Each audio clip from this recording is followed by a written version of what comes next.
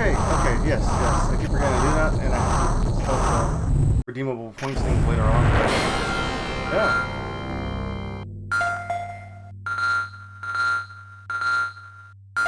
Grave, if you want to hop in the Discord, you can.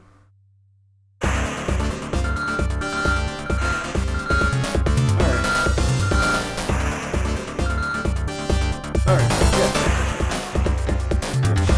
Hey, Grave, how you doing, man? Good, you? Good. Just, trying to figure out So is that your retro for tonight? Yeah. I was gonna do Battle Sports, but then I remembered I don't have any of my time yet. Go to the next thing. I was like, you didn't know about that. You never talked about the damn thing. Yeah, I mean, to be fair, in comparison to Metal Slug, it's way more popular. Also, you gotta admit too, this game also start. This game also starts with that shit that drop. Yeah. Also, I don't know.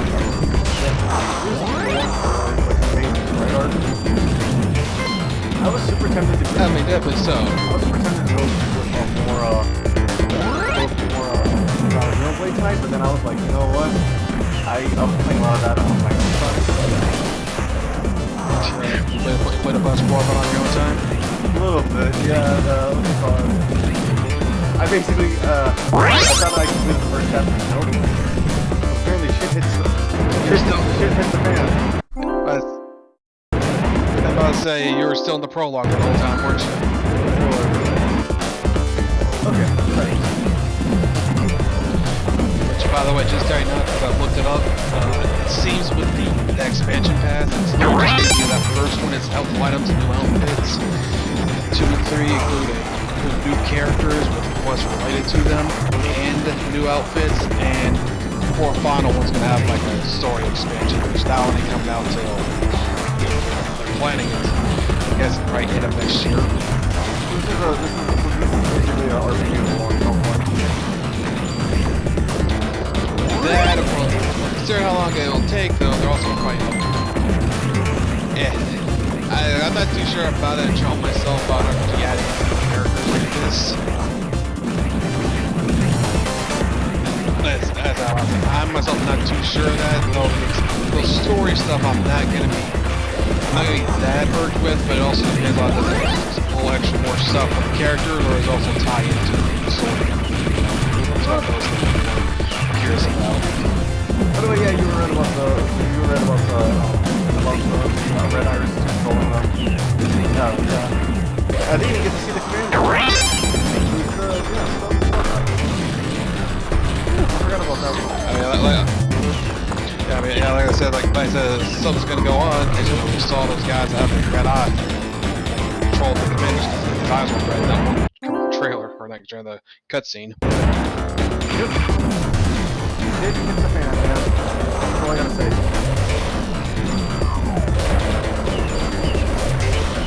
I don't know. Sometimes the anime scripts do annoy me, but when it fits, it kind of fits. Oh, yeah, I get you. I did a Let's Play of this, back in the day. In the hunt? Yes. This was before I became a YouTuber. I was kind of doing the basics. I didn't say this, but I was kind of doing the basics. I was using stills. You know what I mean? Yeah. We must probably just get this out of the way here too before I go say what's our experiences with this game in particular. I have none. Really? I'm familiar with, Metal Slug, I'm more familiar with that because, how it popped up, and I barely heard of it in the hunt until it might have been the earliest time, maybe a bit earlier, I do not recall, but that's the earliest one I can say. And that's even though in Chinese mentions the fact that, yes, by the same people who did this stuff from Metal Slug. I heard by the same company. I heard of it. It was a game on a demo. Yeah. Not to mention, you also remember, for me in particular, the most experience I tend to, in terms of arcade related stuff, was mainly, rail shooters type stuff, or Wait, no. Sorry, not this. I played this at the laundromat. Yeah. I figured probably misquoted, but yeah, like I said, that's the experience I had with arcades as a kid. Those things, sometimes DDR when I was younger, but I never was at attention to DDR because I was way too self-conscious about shit. Maybe so, but as I said, I'm self-conscious. I feel you on that. That's fun of it, man. Every time I go to a convention, I always try to get up to DDR material coming up. That's just me, though. That's just me. Yeah, oh my god! Oh, that's you in particular. I'd probably. Thank you so much, Kite, for the subscription. I appreciate it. I have not set that up yet. Oh, damn! I feel so bad though because I don't even have emotes set up. You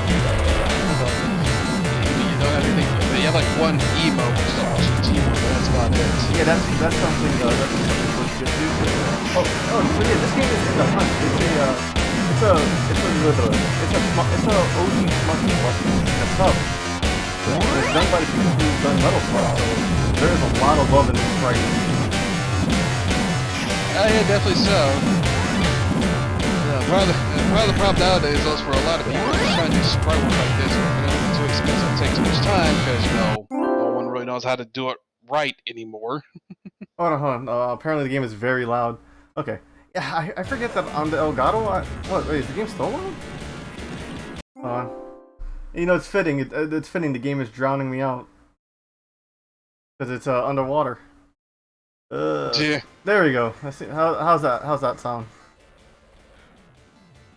Much better, as Kite says. Nice. Okay. Yeah, I have to write down all these mic settings because certain games are loud. Too low. Certain games are certain games are either too low or too high. Let's put it at here. Then. Oh yeah. Well, I get you though. Again, to be fair though, this is also this is like an old arcade game, so it was meant to be allowed to get your attention. True.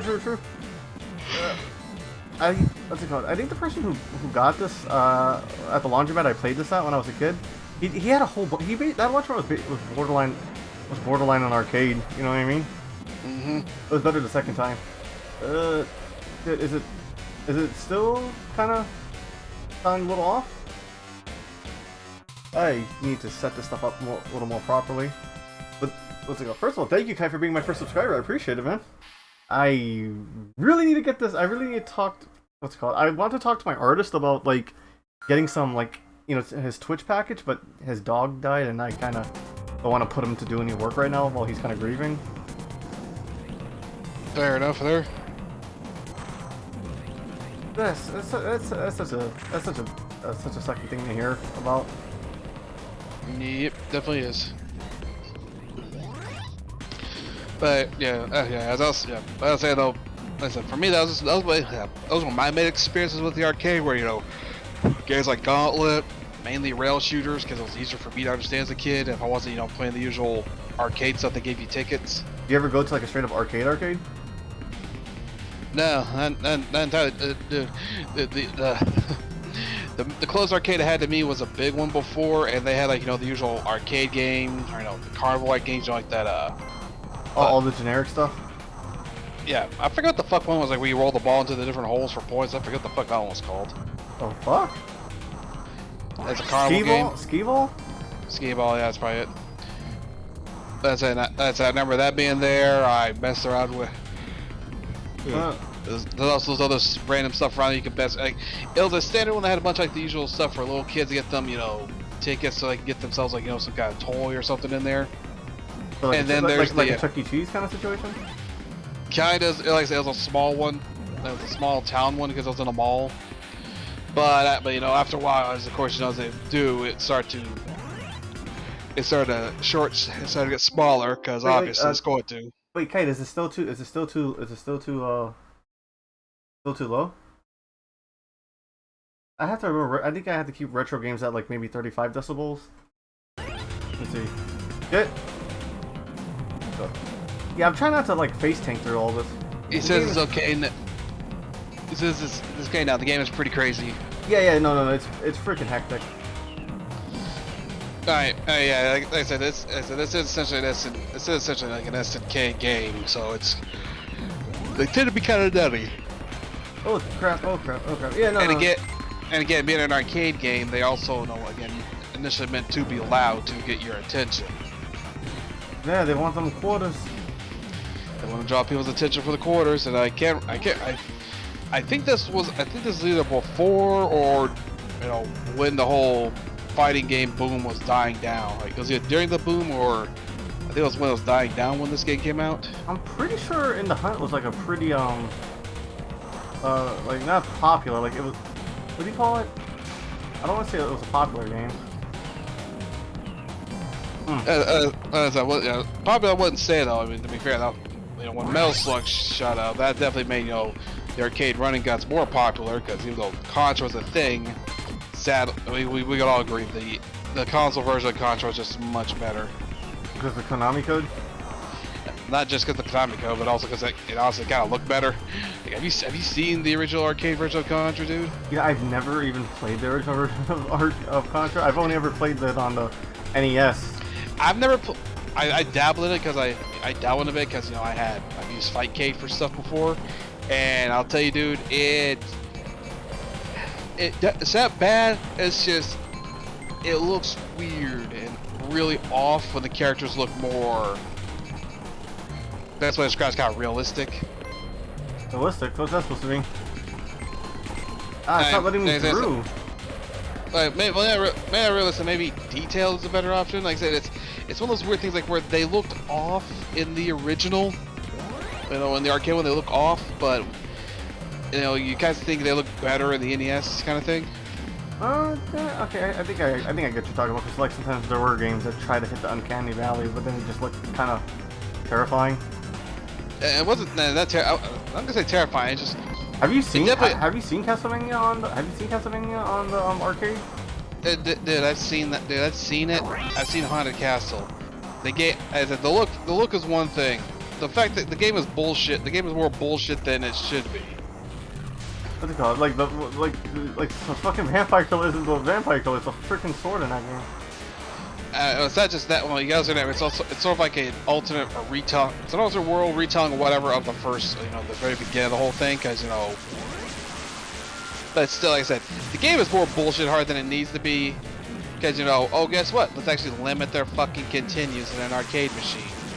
Wait, it's like a score requirement for it? Oh my god! I think it's not letting me go.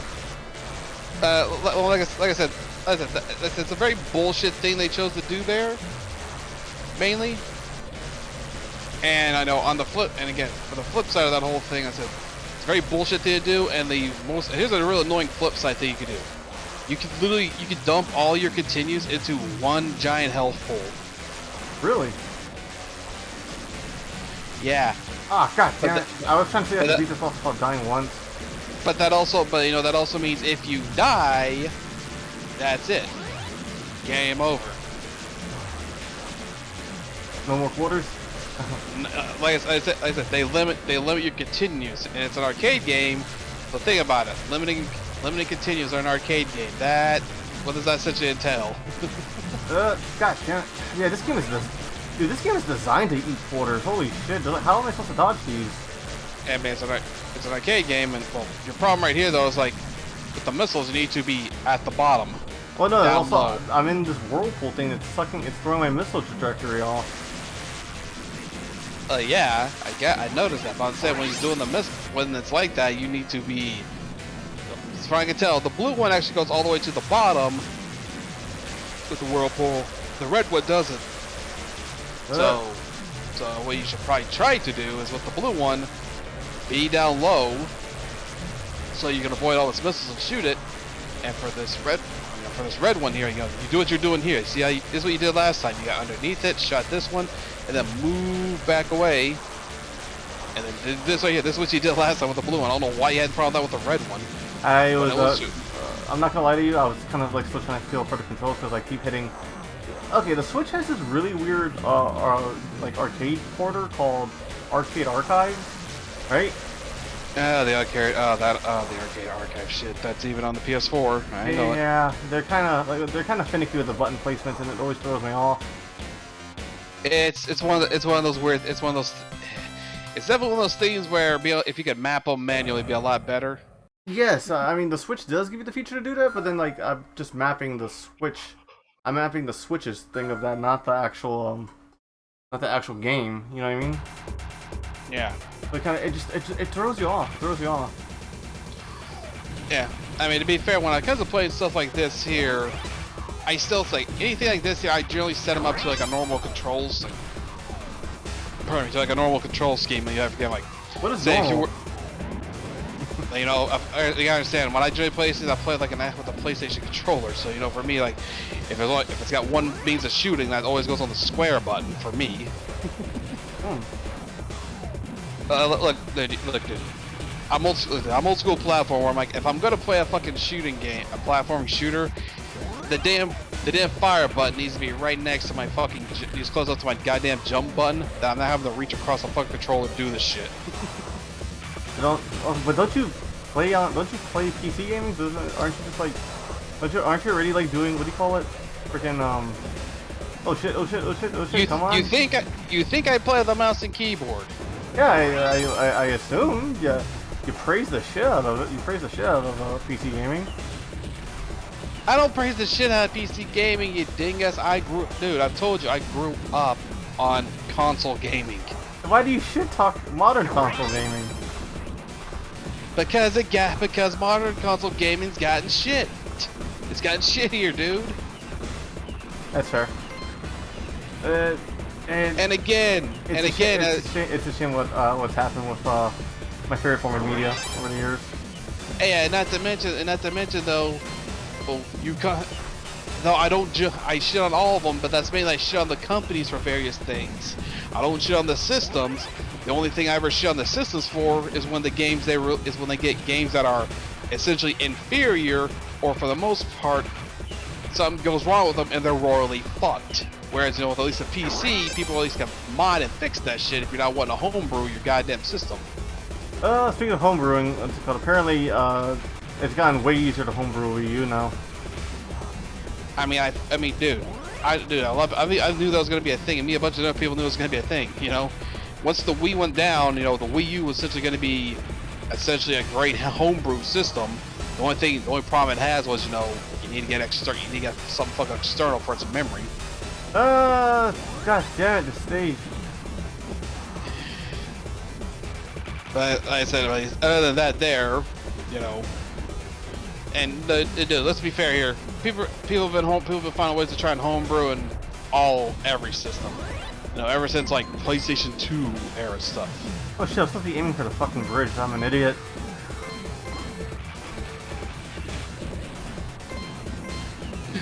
You gotta remember, like, people would homebrew PS2s in order to, you know, play Japanese games.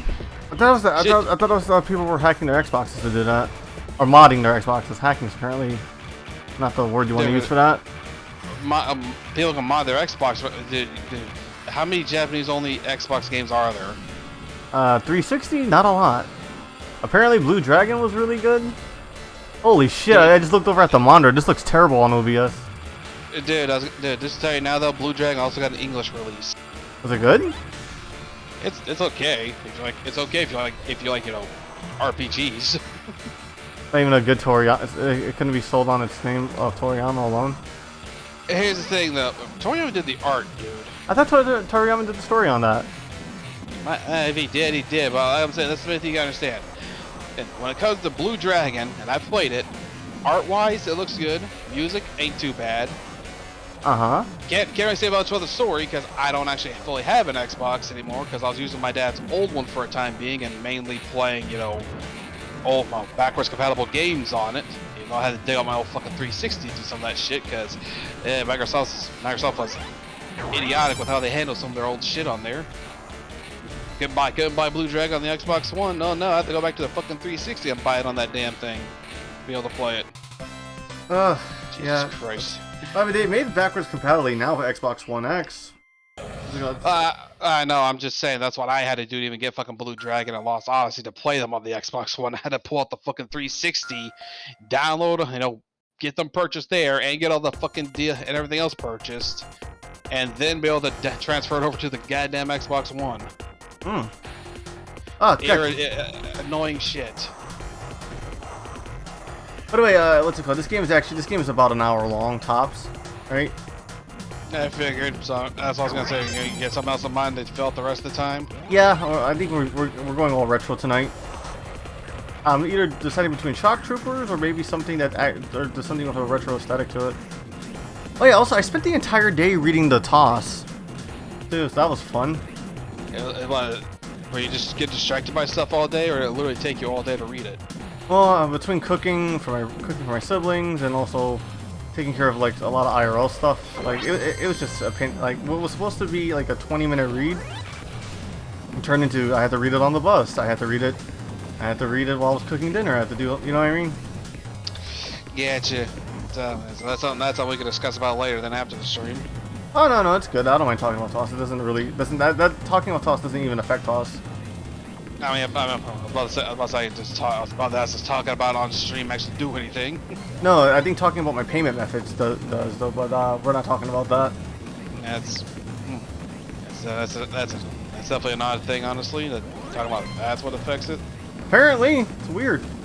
But yeah, no, I can stream on YouTube still, as long as it's like what my friends told me.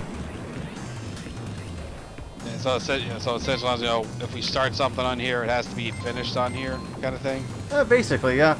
Or well, see, my friend was exaggerating about that one actually. So, Star Fox Marathon could definitely be on both of these. You know what I mean? Yeah. So essentially, if we were really wanting to get knee deep into the whole thing and wanting to blast through all the games, we literally could just use all our streaming time to play through all the Star Fox games, couldn't we? Exactly. Yeah. I'm still learning how to set up the alerts and shit. This thing is a fucking pain in the ass. I remember this fucking chaser enemy. Yeah. Oh god, the blood. But yeah, just to say though, like, I was gonna say, I guess one thing we can do then, like, if we're gonna do a Star Fox thing, that also pretty much means, you know, we could also, that doesn't fill in our whole stream time, because you gotta remember, depending on how things go for you, one run through of any of the Star Fox game, up till say Star Fox 64 and on, Star Fox 64 and even Assault, one through is very short. Assault? Assault's a pretty... Assault, dude, I cleared through Assault on, like, I think it was normal or bronze or whatever in one evening. Oh, okay, I was gonna have to say, like, wait a minute. Like, I swear Star Fox is a pretty long game. Like I said, it depends on how good you are and how you try to do stuff. Like I said, I think I played on bronze or silver back then, because I forget exactly. It's been a long time. But Assault is easy. Well, no, what's it called? The only trouble I ever had with Assault was those airplane segments where you're riding on the wing. God damn! I kind of wish there was like a super tech to help pierce through this. Yeah, I mean, yeah, those can be a little challenging, but you know, at the same time, it's like as long as you're paying attention to the radar you get, they're not the hardest. It's not the worst thing you do, or worst thing to deal with. What was I gonna say? God damn it! Okay, I need to see if there's a freaking no-hit run of this game online. This is ridiculous, man. Like, there's like no breathing room. Yeah, I mean, about to say, considering it's an arcade game, very likely there's at least one out there. And on top of that, though, instead of on top of that, it's also probably, you know, manipulation or just, you know, probably really manipulation or how to fuck with things. Attack pattern memorization? So, like, because you remember, these old arcade games, like, even they weren't, not all of them, they are also, you know, prone to having some exploits you can abuse in them. Oh, true. Hey, I was debating between either playing this or playing Classic Mario tonight. You know what I mean? I mean, Classic Mario definitely would probably fill a whole stream if you decided to play through all the worlds. I've never played OG Mario the way it's intended. I always use the warp zones. It would be nice to see what those other stages look. That is sad that I don't know what those other stages look like. To be fair, something you're not really missing a whole lot because here's they did. I had Mario Brothers Deluxe on Game Boy Color and played through that. I tell you right now though, some of those stages can go fuck right off when you're trying to find everything, especially once you hit World 4. Fuck Lakitu, that piece of shit. Okay, I remember this stage being pretty fun. Like seriously, old school. Like seriously, an old school Mario. Fuck Lakitu when if you don't have the Fire Flower. He's the most irritating piece of shit to deal with. Oh my god, I just didn't realize I ran out of coins. Ugh. But but also the two-player mode of this isn't pretty bad, isn't half bad either. You're basically just playing as the second player ship is just a blue ship, kind of like a red only, blue only kind of color scheme going on. No, like the standard color scheme of player 1 is one color, player 2 is essentially the opposite / contrast color to help keep them themselves separated from each other. Yeah, actually, shit, I didn't think of it that way because blue is orange's complement. Yeah, but let's say blue and orange is usually like red and blue stuff like that for characters, and that's generally what they go for. Something either complements, but at the same time is a contrast. So that's either complements or at least a contrasting color to it. So players don't get themselves lost. Oh crap! I chose the wrong path, didn't I?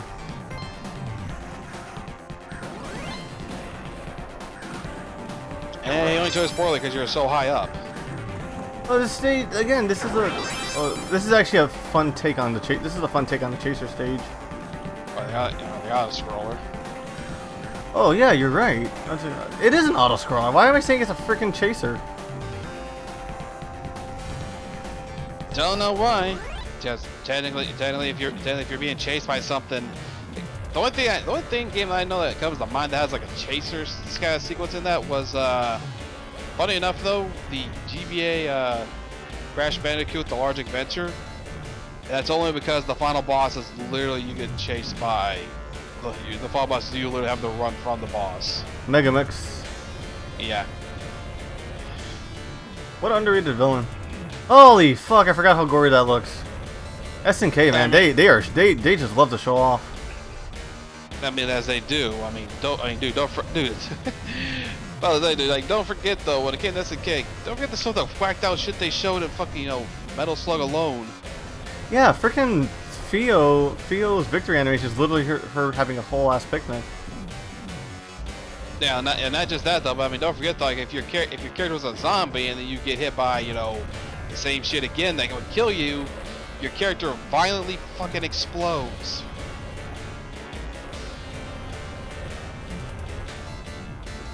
Also, can't forget the fact that if your character gets, burned or electrocuted, they literally jump up, over there, death scream, and then when they hit the ground, they just fall over to their death state. Oh, have you? What about when they get fat from eating the food? They kind of become, what's it called? They become, shit. What is it called? It's on the tip of my damn tongue. They become balloons, and then they pop, and it's like an actual balloon popping. Yeah.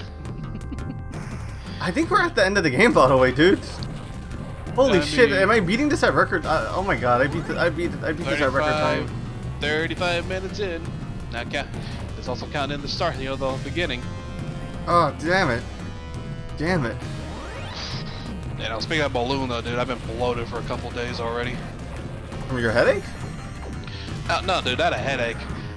Earlier in the week here, one day my grandfather made hot dogs, so we had chili dogs for dinner. Okay, Sonic, go on. Motherfucker, I don't have Sonic around here. Don't piss me off Don't piss me off and remind me of that shit. No, I just remembered they had the what's it called? MASH just put out an animation about Amy turning herself into a chili dog. But go on. I'm not surprised MASH did that. Those guys are fucking insane. I don't know. Flash Kids is a little more weirder. I'm saying MASH. The group MASH is insane because weren't the ones who made like that one Jumpman parody with Luigi? I don't think so. Are you thinking of Dorkly? That ain't Dorkly. Huh? No, Nate Dorkley. No, Bill Smash who made that music video thing where it's like it's the One Punch Man theme and stuff like that, but it's all. Oh yeah. That was them. That was them. Yeah, but I said those guys are kind of crazy themselves because I mean, don't forget, not only did they did, they also did the fucking Shaggy Ball Z1 too. Those guys are nuts. They're also pretty fast too. They tend to jump on memes as soon as they're, white hot. As they should. To be fair though, the Shaggy Ball Z1 I still find is pretty fucking hilarious. Just for how all the other characters had the other characters choose who they had them take roles for. That was actually pretty funny. Oh, this is chaos. But shit, I have to go in there. There we go. But yeah, but after that though, the day after that though, me and my grandfather were gonna eat. We're gonna do something or another for dinner. I don't know remember what, but essentially my stepmom now she came back and brought me a leftover pizza from her work. That's nice. Pepperoni pizza. That's nice of her. But, but I think it was a extra most bestest pepperoni pizza. But the remember. The hell is that? Essentially, it's extra pepperoni and extra cheese. Okay, is that like some local place thing I don't get? It's Little Caesars, dude. Oh. Dude, I've had Little Caesars and like, yo, cuz, how you doing tonight, man? Yeah. Hey, Red Volta. But we just right now, though, people make shit on Little Caesars. I'm like, look, guys, you make shit on that stuff, but dude, even I don't care. It's still good pizza, especially considering my area. I got 5 different fucking pizza joints in here, dude. Well, I live in New England, and we actually have pizza that the area I live in has better pizza than New York pizza. And we're actually known for that. Let me get it here. There's no local place around here. That ain't. Holy shit! The slowdown. I forgot this. The hot shit thing happening. Yeah, if there was one, I don't recall. I don't ever remember there being one because how. But yeah, I've got it. There's a Domino's here that's connected to a Cat Daddy's gas station. There's Papa John's. A Pizza Plus. Oh, Papa John's is so bad. It's not so bad. Papa John's is so good in my state that it can only ever be served on weekends. Huh. Ain't that something? That's weird. It is weird. I'd say there's that. And of course, there's the Little Caesars. Oh, I like Little Caesars because they are not stingy with their fucking tomato sauce.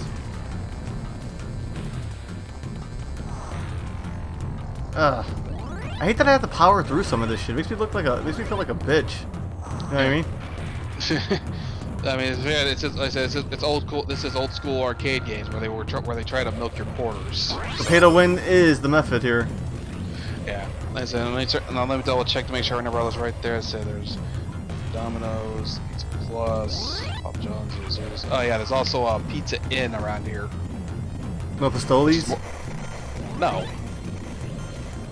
I was gonna tell you, dude, the Pizza Inn around here is more of a buffet place. Like you go in there to eat pizza off a buffet table, kind of thing. This is kind of cool, actually. Like I said, though, that's all that's around here, like in my area. It was Hometown Buffet a thing in your place, or no? Or you never heard of it? Never heard of it.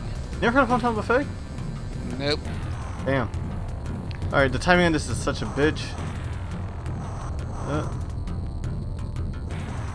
See, I don't know where my fucking hitbox is on this damn thing.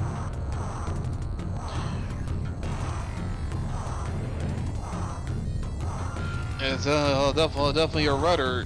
The very back pin of your ship is definitely a target, or a hitbox apparently. God, all I hear is like that Genesis twang, but it's not. It's an arcade. But yeah. That submarine looks like a penis. I know it's weird that my mind goes to this stuff, but god damn it, that's phallic as shit. No. To be fair though, a lot of other companies that might sneaking stuff in the arcades. Like even kids mainly played them, so at least back then they understood. Yeah, adults also play fucking arcade games too, guys. You ever saw the movie Fight Club? I think I might as well have bits on pizza, but I don't remember. I don't think I watched the whole thing. Well, there's a clip in the movie where the main character's friend works in a movie theater, right? And he puts in pornography in like the kids' movies as a Like it's like a what's it called? A subtle frame thing. You know what I mean? It's like a quick shot of it. It's the most funniest thing ever. And like the joke was like, why does he do this? Oh, it's because he's an agent of chaos. Also, he works like the most horrible job at a movie theater ever, cutting real-time films to add, to put ads in it, right? Yeah. So he says that's his punishment to society. Oh god, society is a mess though, but still, that's just pretty funny to me. Yeah, that was funny. Though to be fair, you cannot say society's still a mess even today. Dude, nothing has changed since the '90s, honestly. Yeah, I mean, we got kick-ass technology. There's that. And that's not the only thing we've gotten though. Is technological advancement that, to be frank though, this is being said though, but if we didn't go through the whole dark age of technology caused by, as we know who caused it, probably a lot more advanced at this point. It could be worse. What's it called? Maybe worse, but at the same time though, it's something I can say about that. That's a very political hot topic that I'm not going to talk about on stream for obvious reasons. But I'll definitely tell you now though, if we didn't have that, it's definitely one of those things of like, people keep bitching about this kind of thing in particular when it's like this is something that takes a long-term planning to do, and y'all trying to fix it now is doing nothing but fucking us over. The world is burning. Literally, it's been 97. It's been like between 90 and 97 all week. Yeah, but I mean, for today it was like an 84, but it was like around 84. But to be fair, that was also because I had a bunch of fucking storm clouds lingering around and a rain come through. I suppose this is be a supposedly there's gonna be a thunderstorm tonight. Yeah. So if the stream starts to cut off, what's it called? Yeah, sorry in advance, people. Yeah. And to be fair, if the stream does start cutting off like that and it gets split up into segments, if Cybers remember to just record this here, just remember this will be going up on YouTube as such as a back just to be placed there. So if nothing goes wrong on his end entirely, the whole thing should be there. Oh no, it's yeah, no, I already uploaded and scheduled Xenoblade 3. Well, that's a 4-hour stream. Yeah, well, I'm just saying that if you're recording this one too, I'm just saying, if anything goes wrong. Yeah, no, I make sure to make that. It's actually a habit of mine now.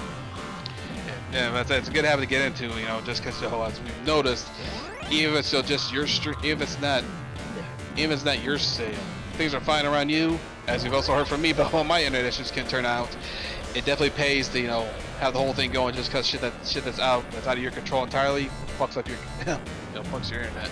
Yeah, but after this game, after tonight though, I think next Friday we're starting No More Heroes 2, because we're gonna finish. We're finishing Bayonetta on Monday. We'll finish off one actually get Monday, and then we'll have to figure out what we're gonna fill in then for the next one. Like so. Well, Wednesday, I'm thinking about maybe playing Going Under again, just as a filler thing. But that's still an action game, isn't it? I mean, it's an action roguelike. That's a good. I also need to start messaging some people about like emotes and stuff too. I get you, but like I said, for the main part, we don't have to rush that one right now because everything else going on. True. Also, I need to get a new layout done because I think this layout I have fits perfect for YouTube's end, right? And maybe I should like do something that accommodate Twitch's end, follow who's following recently and all that kind of stuff, all that, you know what I mean? Yeah, maybe so. Though it'll at the same time, so remember with everything, the thing that you just had set up and had to fix already for the followers and everything, you'll have to overhaul everything. Yeah, so you have to overhaul that again, and on top they say and again, like I said, you have to stuff may hopefully you have to just work by staying the same, but once you build the new layout, you have to overhaul, you have to put all that in there, then probably figure out where you want to place everything. Then on top of that, I have to make one for Thread on Thursdays too, because Thread on Thursdays is coming back. I know, we've been talking about that, but well, exclusive is just excited to beat my ass on a new platform. Yeah, I'm sure. I mean, sure he is too. But I'm also saying we've been bringing it up too. I'm just saying we should also tone down on bringing it up until we're closer to ready. Like we've brought mention that it's in the works, but we should definitely probably hold off and bring more mention to it's all ready. But come on, you've known me this long. I've said I was gonna do something. I've done it. I said I was gonna do No More Heroes stream. I did No More Heroes. I said I was gonna make the move to Twitch. I made the move to Twitch.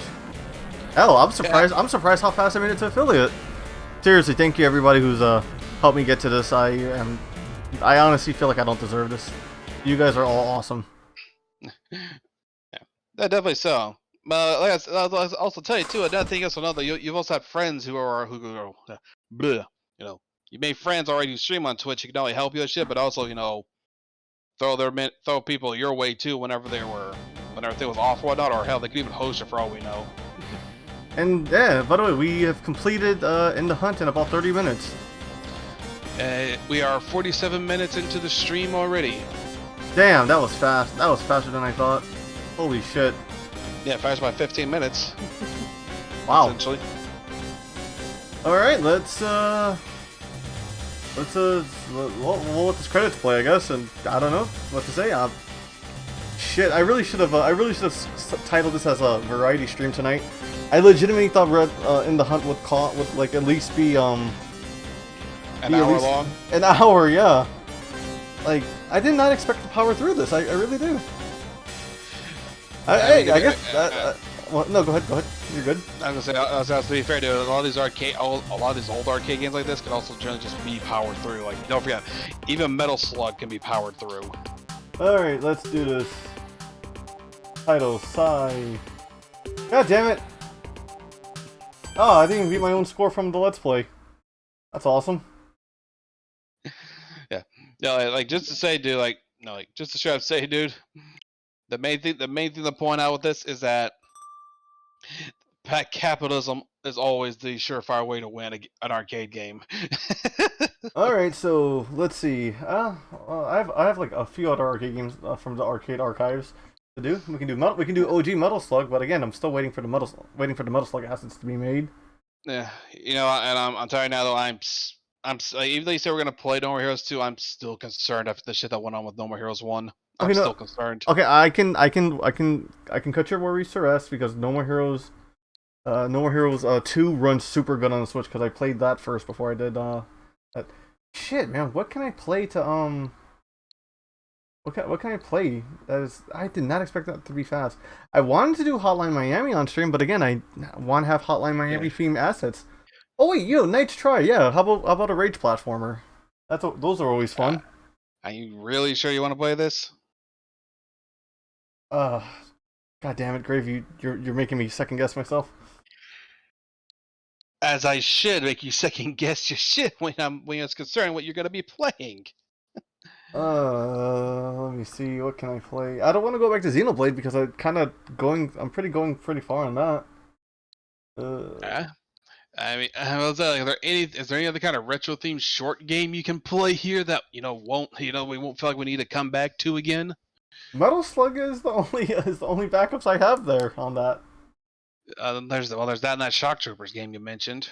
Shock Troopers that one's more like a Zelda type of one. It's pretty fun. Wait, a Zelda type arcade game? The fuck? Yeah, well, okay, or like Baldur's Gate, I guess is another example to compare it to. Interesting. Actually, we could do Shock Troopers because that one's pretty short too. All right, let me just change the streaming stuff on this. Just saying, I'll just try that's like interesting. No, you're also want to save any Castlevania stuff as well for later on, if I recall correctly. Yep. Is it just? Why isn't that say? Where is it on the directory? Ugh. There it is. Shock Trooper second. No, not Second Squad. Wait, is that what's called in the English version?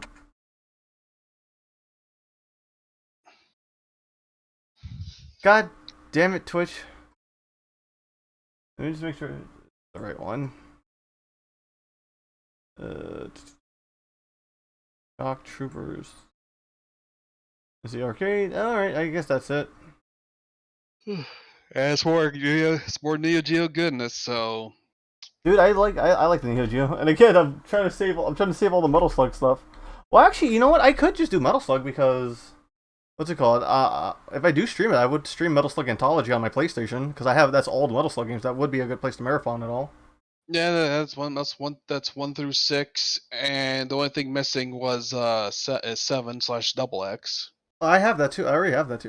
You know, I already changed the shock troopers. Let's Well, I'm just saying that's all it's missing in Anthology is 7 and the 7/XX. That's all. That's the only thing missing in that one.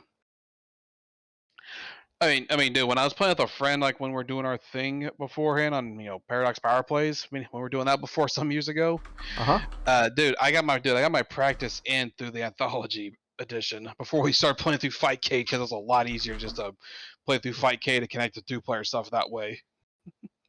All right, changing games, more ritual goodness. Okay, and done. All right, so we are now playing shock troopers. Yeah.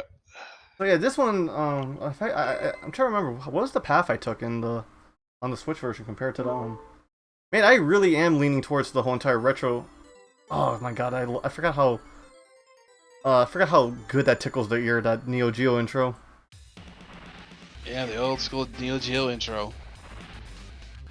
The Max 330 Mega Bro Gear Spec SNK. Have you saw any of Key Half Carry's videos back when game trailers was a thing? And that game trailers does not ring a bells. Okay, Screw Attack then. Yeah, I vaguely remember Screw Attack, but I said though, like I said, give me some other number though. At the same time, could be before I ever realized what they were. All right, so if I remember correctly, Jackal is a really fun guy to play as. So yes, how this works is you choose a route, right? And then based on the route is how you get to the ending.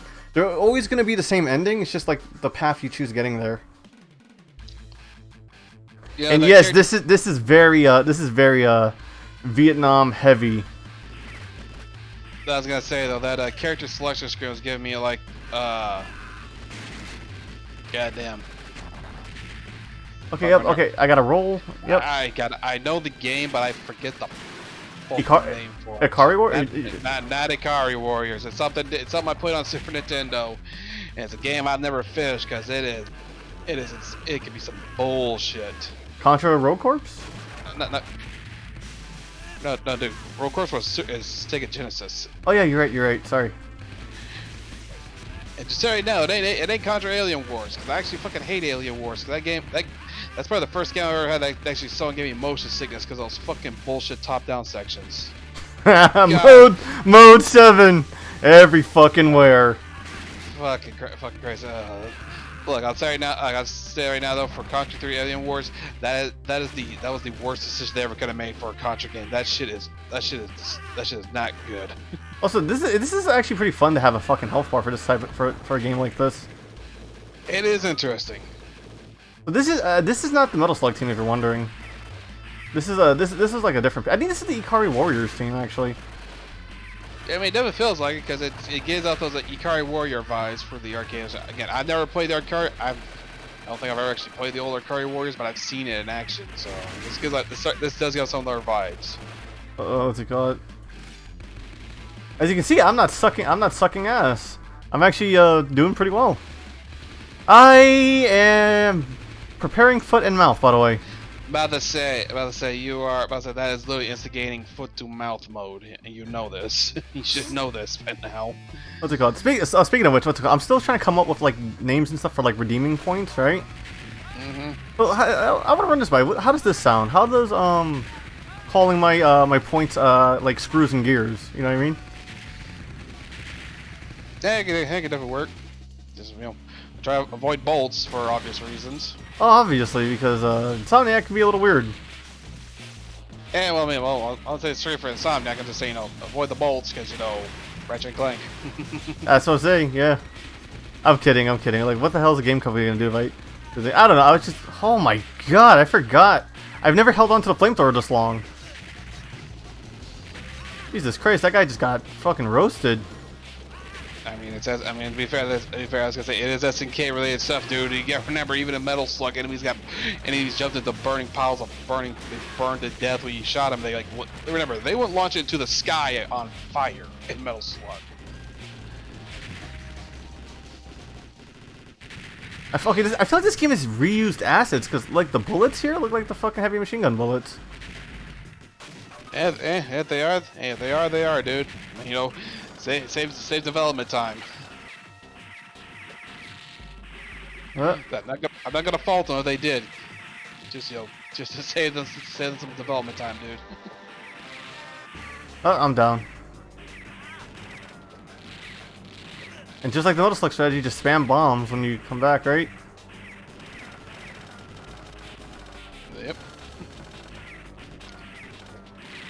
By the way, everyone has a unique type of bomb weapon. I think there's one character that has a legitimate boomerang. Fucking hilarious. Yeah. Fuck. I'm trying to remember the goddamn name for this. I'm trying to fucking remember that game's name. Like I said, it was also on Sega Genesis too, but it went by a different name on that one. Sega Genesis? Okay, it's this type of style, like a top-down shooter. Nah, it's not that, dude. It's. Was it still this type of, like, you know, soldier setting? It's not that. Like, I'm trying to remember. Okay, see, yeah. Alright, yeah, so. On Genesis, the game was called the Chaos Engine. Chaos Engine? Okay, now I remember this. Yeah, the Super Nintendo name was called Soldier of Fortune. Okay, that name sounds familiar because I'm pretty sure I've seen that, like, on the freaking Super Nintendo or the SNES. You know what I'm talking about, that eShop thing on Switch? Yeah. Stage 1 clear. Ugh. I don't know, there's something charming about the game like this. Also, the fucking sprite art is just gorgeous.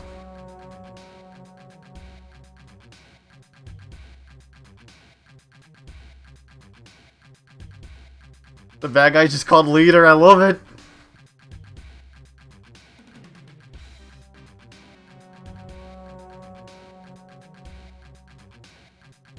That's a fucking anime villain if I ever saw one.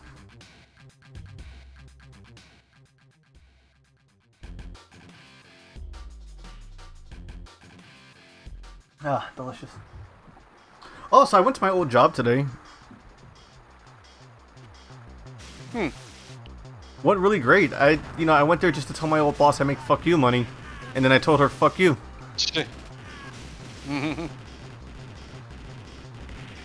And then I found out one of my other bosses quit because, what's it called? Nobody liked her. Because, she was Two-Face. And, yeah, what's it called? As, I like to remind people who treat me like garbage, you reap what you sow, honey. I'm not gonna lie, I was very dickish today with people. A part of me feels bad about that, but then another part of me is like, you know what? They kind of deserve it the way they've been acting. Yeah. Which, by the way, looking this up here to remind myself of it here. Yeah, the Chaos Engine was actually originally an Amiga game. An Amiga game? Like Yep. like the PC Amiga. That I think that tried to compete against Apple and Microsoft and failed horrifically. Yeah, the Amiga. Yeah, it was Amiga with a version available for AGA Amigas. You know, the Advanced Graphic Architecture. Yeah. Player port to MS-DOS, Super Nintendo, Atari ST, Amiga CD32, RISC OS, don't know that, and Mega Drive. You know the crazy thing. The only reason why I know about Amiga is from this furry webcomic I've been reading since I was 16.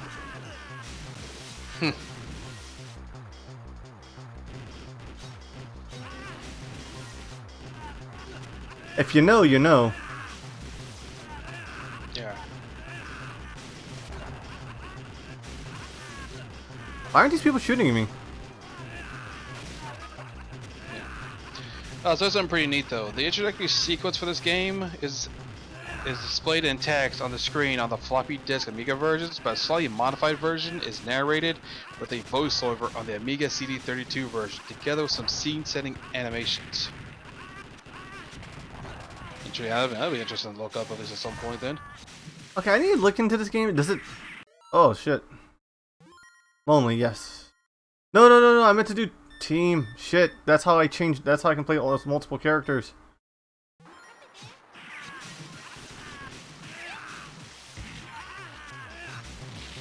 So this chick, Milky... her name is Milky. So her thing is, she's super fast, right? And she has a napalm bomb. Holy fuck, the slowdown. I gotta stop hitting Lonely Wolf because of my fucking instincts to hit anything with wolf in it.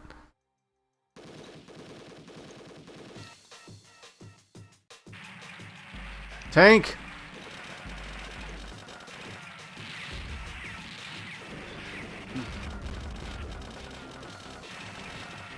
Yeah. Apparently there's also a remaster of the game. A remaster version of the Chaos Engine is essentially a widescreen port of the Amiga AGA version, named AA and the title screen, with the original intro and music intact. Was developed by Abstraction Games and released for Windows, Mac, and Linux back in 2013. It retains all the gameplay features, the audio, and graphics of the original. The remastered version also adds the option to play a remote 2-player game through Steam. There's also a global high score list and 2 optional graphic effects. That's something to check out later. Ah, that's interesting. Yeah, as I never finished it because it will kick the game. The game's not afraid to kick your ass. Of course, though, thing is though, there was a sequel made, but it was only for the Amiga and it was only for the Amiga in '96. So it's only it's only on that and the CD32. God, this oh yeah, I remember now. This guy's like a mix of M. Bison and fucking Logan.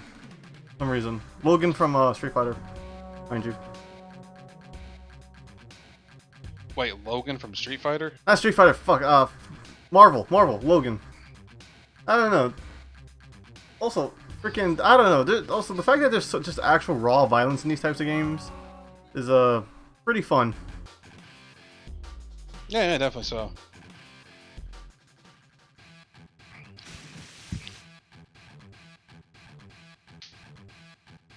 Alright, let's go. Yeah, but no, I'm telling you, No More Heroes, there's not gonna be any... Shit, she's down. Alright, team. Alright. Yes. Alright. We already did Jackal. We're gonna go with this guy, this person. What's the guy with the boomerang? Oh yeah, this guy's slow. Well, he walks around with poisonous gas.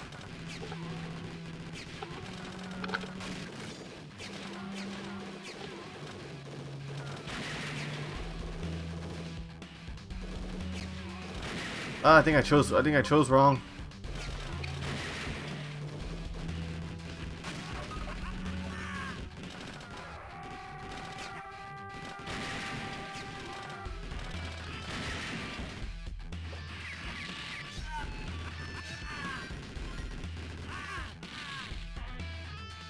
Oh, that fucking poison, their poison animation is so dumb. It's just like, what's it called? Just rolling on the floor. Okay, he's out of the way. We got. Oh yeah, I forgot. This is the Rambo. This is the Rambo motherfucker. As I was looking over, looking over, Chaos Engine 2 is not as interesting. Why were you praising it so much? Just now we're talking about. I said Chaos Engine 2 isn't as interesting because I never heard of this one. Oh, the sequel. Yes.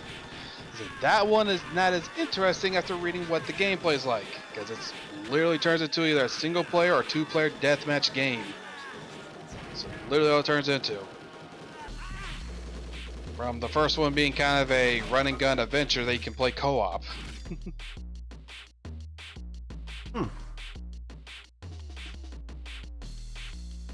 If I finish this fast, I don't know. Like I think maybe we could end the stream by laughing at the Nintendo's eShop thing and just.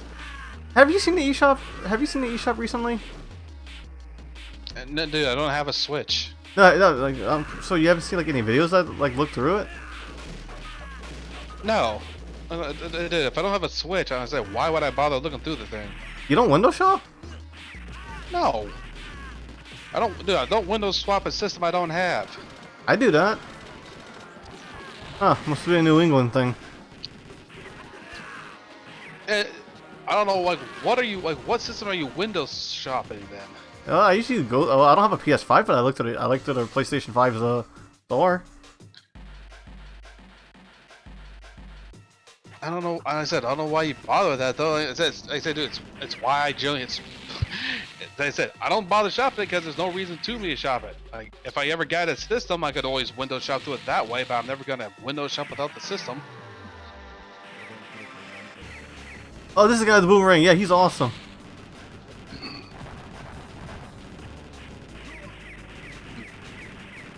This game should come back as a twin-stick shooter. Yeah. Well, maybe it will. Well, maybe it will since if SNK ever takes a break from making constant KOF. Aren't they also doing that Metal Slug mobile game that's like really realistic? Or like not realistic, it's like, you know, the Tactics one? Not Tactics, that one's done by Dometsu, which is the people who did the TMNT game. Then I don't know what other Metal Slug game there is other than that Tactics game that's been worked on. No, there's Metal Slug J, I think, or something. Oh, Code J, that thing, which is, See, it looks interesting, but I'm not sure about it because you know we don't have it. We've always seen is alpha footage. We've not seen anything past that. Yeah, I'm gonna stick to the Valley route because that's that hasn't really been hasn't failed me yet. Because to be honest here, dude, the way the whole thing looks right now, pardon me, with the like, for us to have Code J, it literally just looks like the first one. Like, okay, so it's like redoing the thing here. It looked like it was redoing the intro stage for 2, but you know, it just looks prettier. Best way to describe it. Oh, you just yanked on my headphones. Like what yanked on your headphones? No, I just yanked on my headphones just now. Like what's it called? Like I let go of the controller for a second, then I try to grab it, and then I kind of just yanked on them.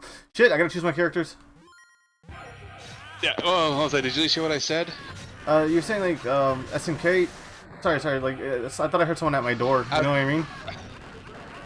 Who? Well, I was saying though, Code J, before I saw a little bit of an alpha thing, looks like it's looking like it's some sort of like a kind of almost like taking like a gacha-like vibe to it though, but it plays like it seems like you're playing through older stages and just prettier looks. Is all probably gonna gather from what it looked like in the alpha footage of it. So it's not a it's not a cash grab. I don't know. I mean, because the fact that feels choosable, it doesn't give me that vibe because you know I love Theo, and she's awesome, and that would get me to pay for it.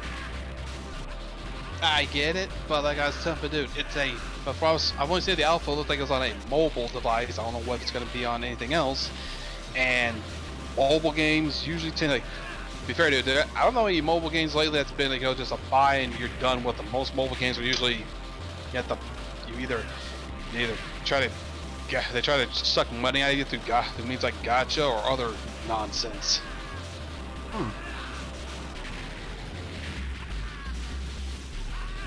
Like I said, I could be wrong on this, but I'm wanting to wait till I see more because I said all I've seen is alpha footage. Well, another game I was actually able to streaming tonight was Panzer Dragoon, but I was gonna save that for like after the Star Fox Marathon.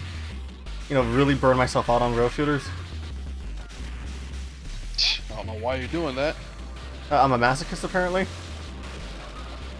Yeah, I'm not gonna go with that one. Too easy. I mean, you're not wrong considering you were about to play that one fucking rage game earlier. It just made you change your mind.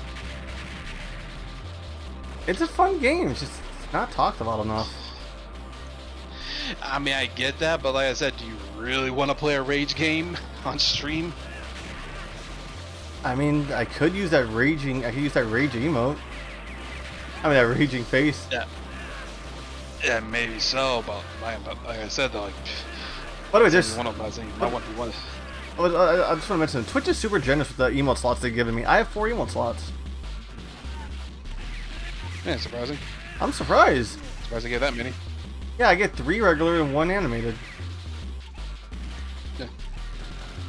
Hey, you know, again, that's a nice touch there, where it says if your character dies in water, they fall down, but then they float back up. Yes, again, Nice touch. SNK, Neo-Geo. You better your resume better be on point for that kind of stuff. Wait, and somebody's knocking at my door. So. Hold on. Oh wait, no, that's my cat. She's opening my closet. God. That was creepy. The thing I'll say though about. Sorry, go ahead. I was like, the one thing I'll definitely say though when it comes to SNK stuff though, and essentially the Neo Geo and TurboGrafx, but TurboGrafx is something different, I think. Goddamn, my memory's gone to shit because I've not kept up with this stuff in years. You're fine. Yeah, I say Neo Geo is that it's always like for Neo Geo and SNK Joe's like they usually had the sprites usually look fucking fantastic, but you also gotta remember SNK also had started having their own internal problems eventually. And let's also be honest here, Metal Slug. Let's be honest. Metal Slug and Metal Slug, Fatal Fury, King of Fighters. Those what they got most famous for were the Metal Slug and their fighting games. Most of them, at least. Yeah, you're right. Wait, what else did SNK had under their belt?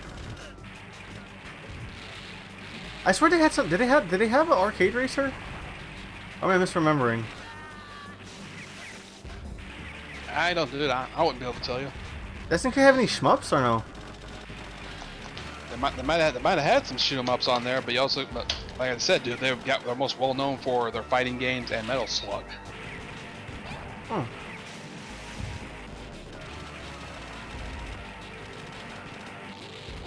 God damn. Like I'm saying, you have to remember, during the fighting game boom, like when it really kicked off, Fatal Fury was the only thing that literally potentially stand toe to toe with Street Fighter. But the problem was, the initial launch of it was an issue because Fatal Fury launched as essentially as a sequel to the original Street Fighter, or spiritual successor to it. So Street Fighter 2 blew it out, but then as time went on, I would definitely say KOF heavily had the advantage because where Jesus Capcom just Christ, those are some veins on that guy's arms. Sorry, I just the details are very unnecessary. Holy shit! Somebody's calling me. Hold on. Oh my god, hold on. That's my brother. Let me play some relaxing background music. Excuse me. Okay. And let me mute myself too, because no one needs to hear this conversation. Definitely not.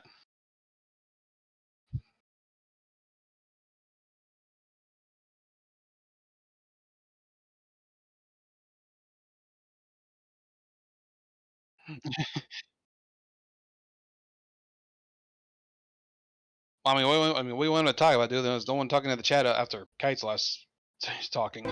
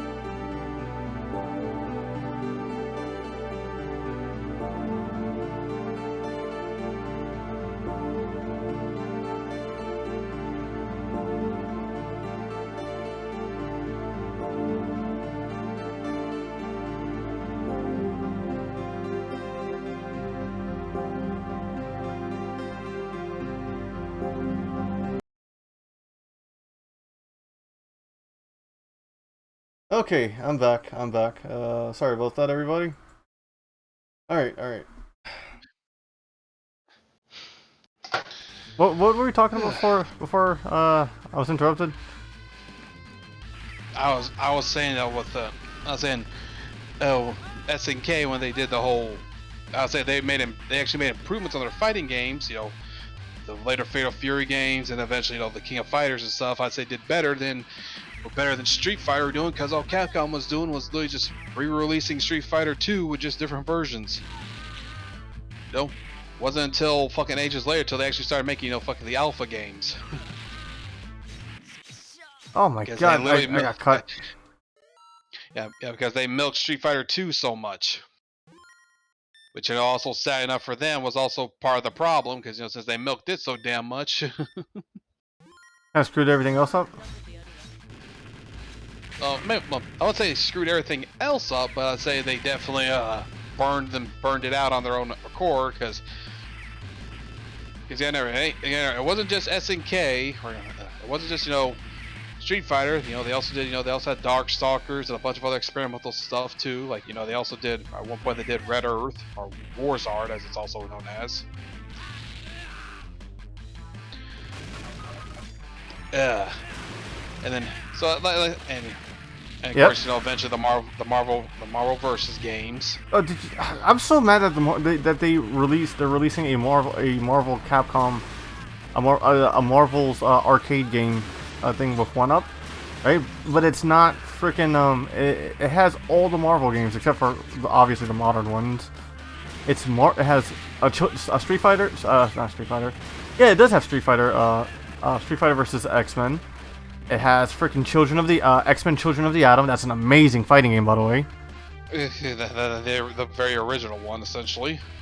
Freaking Marvel versus Capcom. Enter Superheroes. And Marvel vs. Capcom 2. The greatest fighter ever made. Okay, I'm about to say debatable on the last one. Depends on if you enjoy the the busted bullshitness that comes from these crossover games. It's a fun-ass game. And not for me at least. When I got to play the damn, when I tried playing the damn thing, I was more irked with the fucking controls. Or you gotta remember, I'm a console player, so trying to play a 6-button game where I have to use the damn shoulder buttons feels alien as shit to me. Well, that's why you get an arcade stick. You know what I mean? How? Yeah. Where the fuck am I gonna find a goddamn arcade stick where I live? Did your Blockbuster not let you rent one? What Blockbuster? Okay, I was making a lot of assumptions there. My bad. Yeah, by the time I actually got into that shit, my Blockbuster was gone. And even then, the nearest Blockbuster was in another fucking city away. I had to go 30 fucking minutes to get to one. Damn, dude. Not that good to rent video games. Yeah, there are other video game rental places, but fuck yeah. I didn't see a fucking fight sticker or calling any one of them. Oh, I thought Exclusive was calling me, honestly, but no, it turns out it was my brother. I don't know, man. Let's go. Maybe I'm just blessed for where I was, honestly. You know what I mean? Dude, I'd never say you were for just in general, dude. I'd say you're more blessed to be able to have a friend like Exclusive around you could hang out with, or any friends I made, I wasn't able to hang around on a regular basis because none of us lived near each other. Is it kind of the situation where it's like a cul-de-sac kind of thing? Where everyone's kind of far away from one another? I don't know about cul-de-sac right now, but I mean, dude, it's really been the thing for me where here's the thing.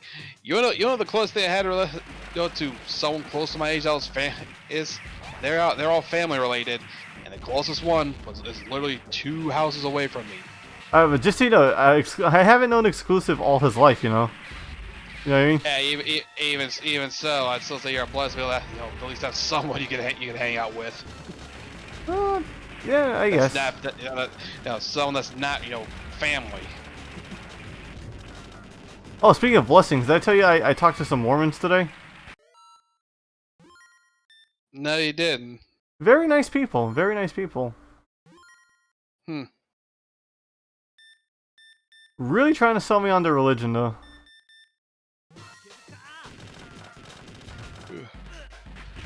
Wow, I put in 15 credits. I've only used about 4 of them. Not bad. I mean, I was gonna say. I know nothing about Mormons. They're cool people. What's it called? They don't like, you know, if you tell them, you know, you're not interested, they're not gonna push it on you. Nah, you know, that's what you know, the smart thing to do with any religion. And then they offered to throw away my garbage because I was tossing the garbage as I was heading out the house.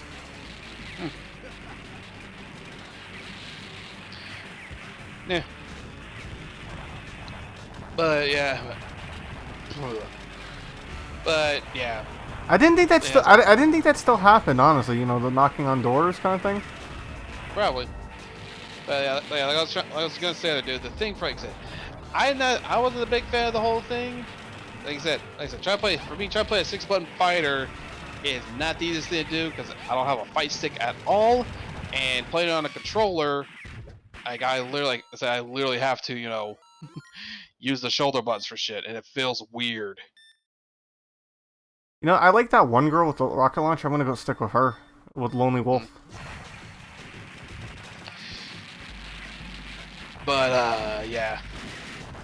But you know, it was also kind of like for me. I definitely, you know, gravitated to more just in case stuff because they were on a 4. But just after the fire, but you know, everything worked on our 4-button scheme. And it's like, okay, you know, I kind of work like that better. I jive a little more, you know, just light, heavy. I don't, you know, none of this in between medium shit. I don't know. I'm too used to playing fighting games with controllers. The only time I've ever gotten a fighting game, a fight stick that I've used, like a lot, was the Tatsunoko versus Capcom one. When you pre-ordered that and you got that for the Wii. I'm so mad that thing broke. I'm still mad that thing broke. I mean, do you guys understand? My only real fighting game experience growing up was Teenage Mutant Ninja Turtles Tournament Fighters, and that's a 4-button fighter from Konami. I thought Konami had a pretty good repertoire on fighting games. They do, but I'm also reminding you. What do you mean they did? I don't know any other fighting games they did other than, you know, tournament fighters. Again, that's just me because I don't know what else they've done. You know, for fighting, in terms of fighting games. But like I'm just saying, dude, for me in particular, that was the only experience I had growing up for the most of my life. And with that being a 4-button fighter, you can definitely see why why I definitely gravitate more towards SNK fighters over, you know, Capcom, most other normal 6-button fighters. It's also kind of why I also gravitate towards Arc System Works because theirs is also normally 4-button main fighter. They're generally 4-button fighters with, you know, Dust being its own unique thing that you can do, so it makes sense for it to have its own individual button. Wait, where does Blaze Blue land for you then? Blaze Blue's in the same vein, dude. Blaze Blue's in the same vein. It's, you know, it's just, you know, it's their alternative to, it's a different version of Guilty Gear. You know, there's Guilty Gear and then there's Blaze Blue. Which, you know, Guilty Gear's done by Team Red. Blaze Blue is done by Team Blue. I did not know I did not know that it was like that. It was color coordinated like that, honestly.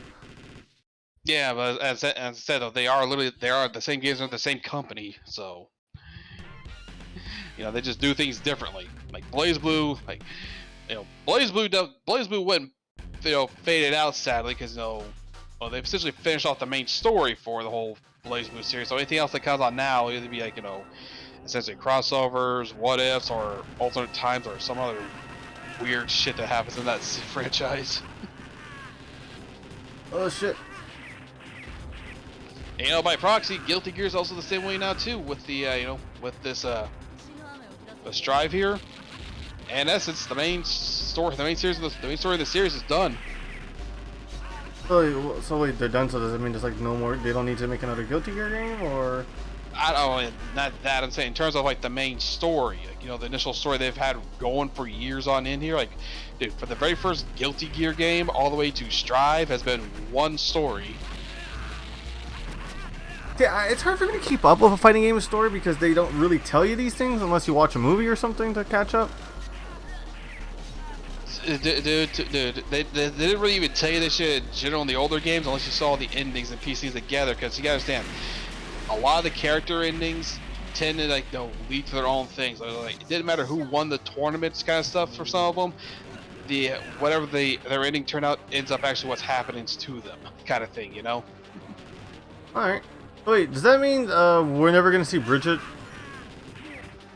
No clue on that one, though. To be fair, though, it would be fun if they did bring Bridget back. I mean, dude, they brought fucking Testament back, and I never thought they were gonna bring Testament back of all things. No, the reason why I'm asking because doesn't Bridget come from like a village where they kill twins? Right? I would like to see Bridget's twin. Does he have a twin brother? Does he have a twin sister? Actually, I kind of would like it for it to be like a twin sister, but she cross dresses. You know what I mean?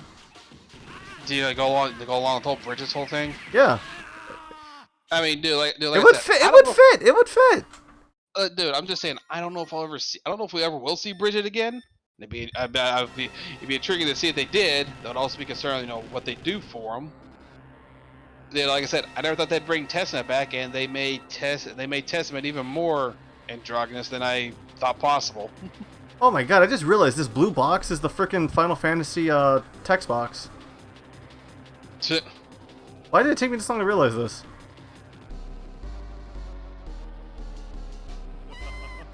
Okay, so I went from the valley this time, and my Let's Play I went from the mountain, right? So okay, so it's still on an airplane no matter what. All right, it really doesn't matter. Yeah, all really probably matters just know what is the stages you go through to reach it. I mean, you could mix it up though if you want to, but like, you know. I noticed at certain points it allows you to just change over from the current route you're going to a different route. But again, like I was saying though, like as I do, is Guilty Gear had the story going from the very beginning to the end, and as I was also gonna say there, I'd like to do that. I'm intrigued what they do if they would bring Bridger back, and I'm like, I haven't seen that guy in ages, and again, you know, to be fair, they had no reason to bring Testament back, you know, story or lore wise, but you know, Testament came back, so. Still, such a fucking cool redesign. It's such a redesign, and like I said, they made Testament even more androgynous than he should be. And they kept his voice the same. Yeah, about to say they can say whatever the hell they want about Testament here. I say, guys, for people who actually give a shit about it, Testament was born a dude. He's always been a dude. Well, isn't Testament's thing he's the embodiment of death? He believes the embodiment of death after he became a gear. God, it's hard. It is so hard to keep up with the fucking lore of the series. You gotta remember, dude. Testament was initially Zappa. Was not Zappa. It was originally. I was about to say he was not Zappa. Come on. Not Zappa. He's the son. He's the son of one of the older characters. I forget. You remember the old man that wields a giant ass sword? Shit. Yeah. He's from the first Guilty Gear. Yeah. Testament's his son. Really? I did not know that. Yes. Okay, it is super hard to keep up. Oh shit. Bullet hell. Yeah. But like I said, I'm trying to say that's the thing though. Testament is that guy's son, and because of that, you know, it's one of those kind of things. As I said, Testament is a gear now because he went through the gear conversion process. Is Dizzy still a minor? Dude, here's. I'll ask you to tell why. How much do you know about actual gears in Guilty Gear? I've only ever played Guilty Gear DS. And I have Guilty Gear on Steam. I forgot which one. I think it's Exerd. Just to tell you right now, dude, I'm sorry now. Just point out to you for lore, gears age faster than humans, or they mature faster. I thought she has the mind of a 6-year-old or something. Here's the thing. You gotta understand. Even though she is by normal human standards, very young. If you haven't noticed, she has a much more mature looking body for her age. That is the gear cells. Oh, okay. So she has she has the mind. So okay. I was always curious about that because I don't know. People said yeah, it's kind of weird that they went with that route with Dizzy back in the day. Yeah, that may be weird, but like I said though, as I said, even though she's technically very young, she's a gear. Gears ages accelerate. They age faster, essentially, or mature faster. Man, this guy is just on me. And you have to remember, you have to feel what about Soul? You guys, his thing to remind people, Soul's the prototype gear. So, in all intents and purposes, and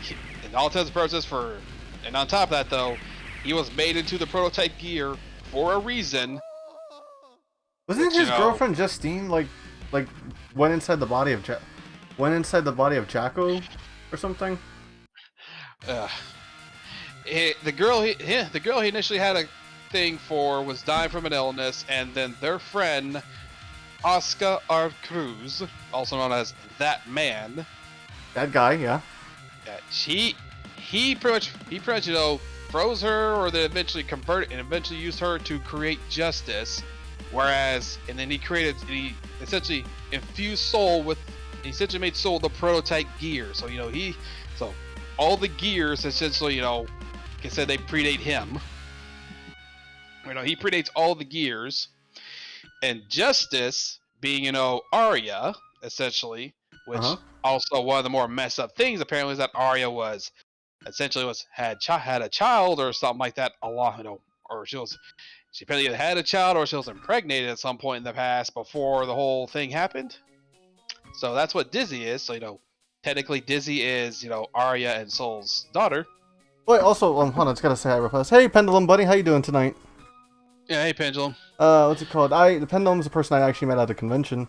We tried to do a Dead by Daylight thing, but apparently turns out my shit is fucked up to do a collab, so I have to buy a whole new controller, and I don't know, either make a whole new account. It's such a stupid thing.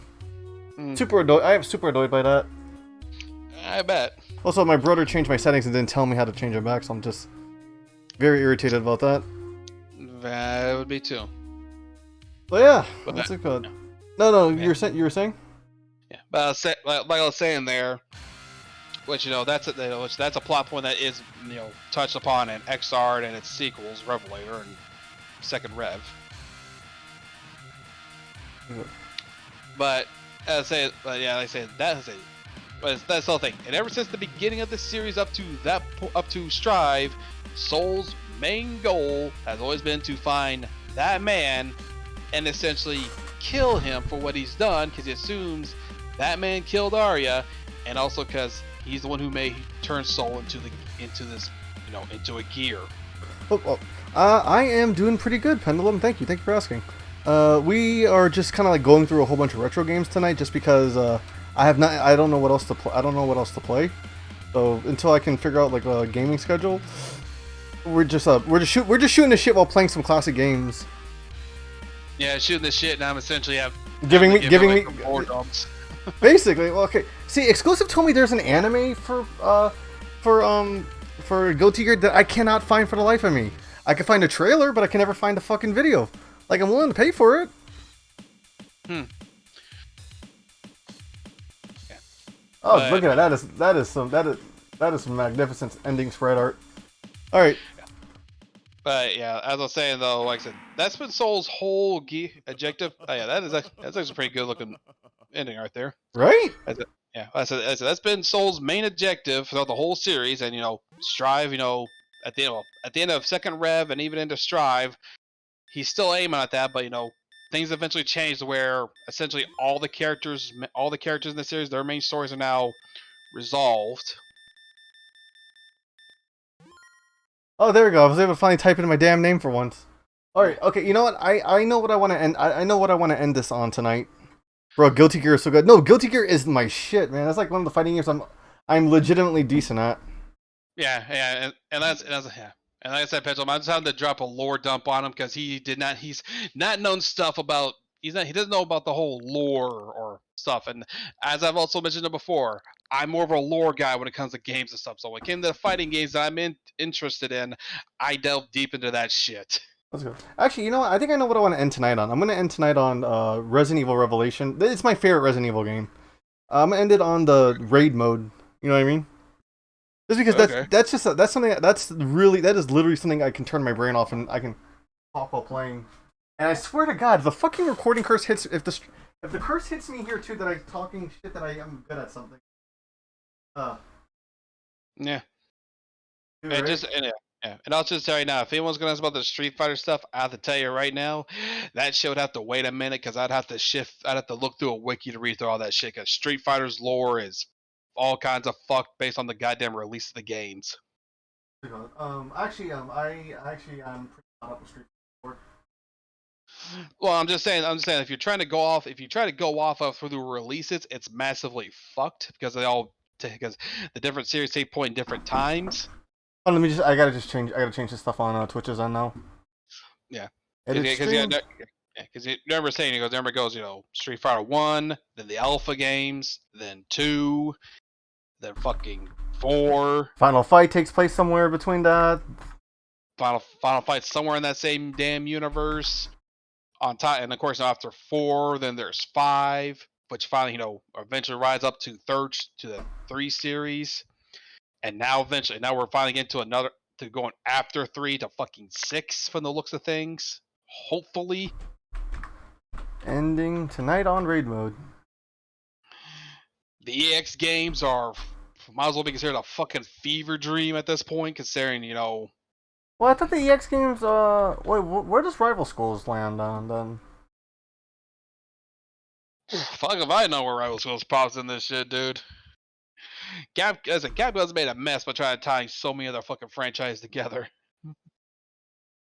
There we go, Revelations. Boom. Actually, let me change my model to something that kind of fits this aesthetic. Yeah. What? You don't like Revelations? Revelations is a funny ass game. Not that. I'm just like going. I just recount the amount of crazy shit that Capcom did for their lore shit for Street Fighter and everything. Oh man, I kind of love that on Twitch that I can switch games and be on the directory.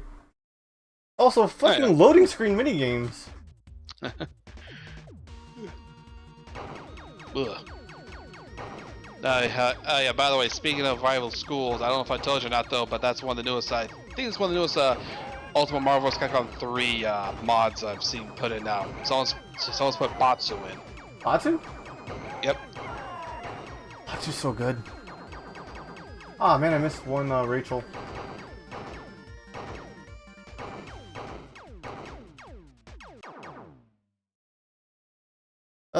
This is oh yeah. Also, I do own Revelations a lot of time. This is actually one of my favorite. This is hands down my favorite Resident Evil game. By the way, I was about to say, what could have been a nice little clever reference to an older Resident Evil game they could have done for that little mini game thing was? What, Resident Evil Survive? No. Resident Evil Aim? No. What? They could use the sprites from Gaiden. Oh yeah, Gaiden does take place on a ship. Well, I mean, I forget it takes place on a ship for Revelation. I've not even looked into Revelation. I'm just saying, since that was little sprites they're using for that, it's like, it could have been a cheeky little reference, and they'll use the Gaiden sprites. Shit, yeah, I forgot. I have everything unlocked on the 3DS version, but I never unlocked everything on the Switch version. By the way, Terry, now that'd probably be an interesting stream if you decided to do that for around October 1 year. Gaiden?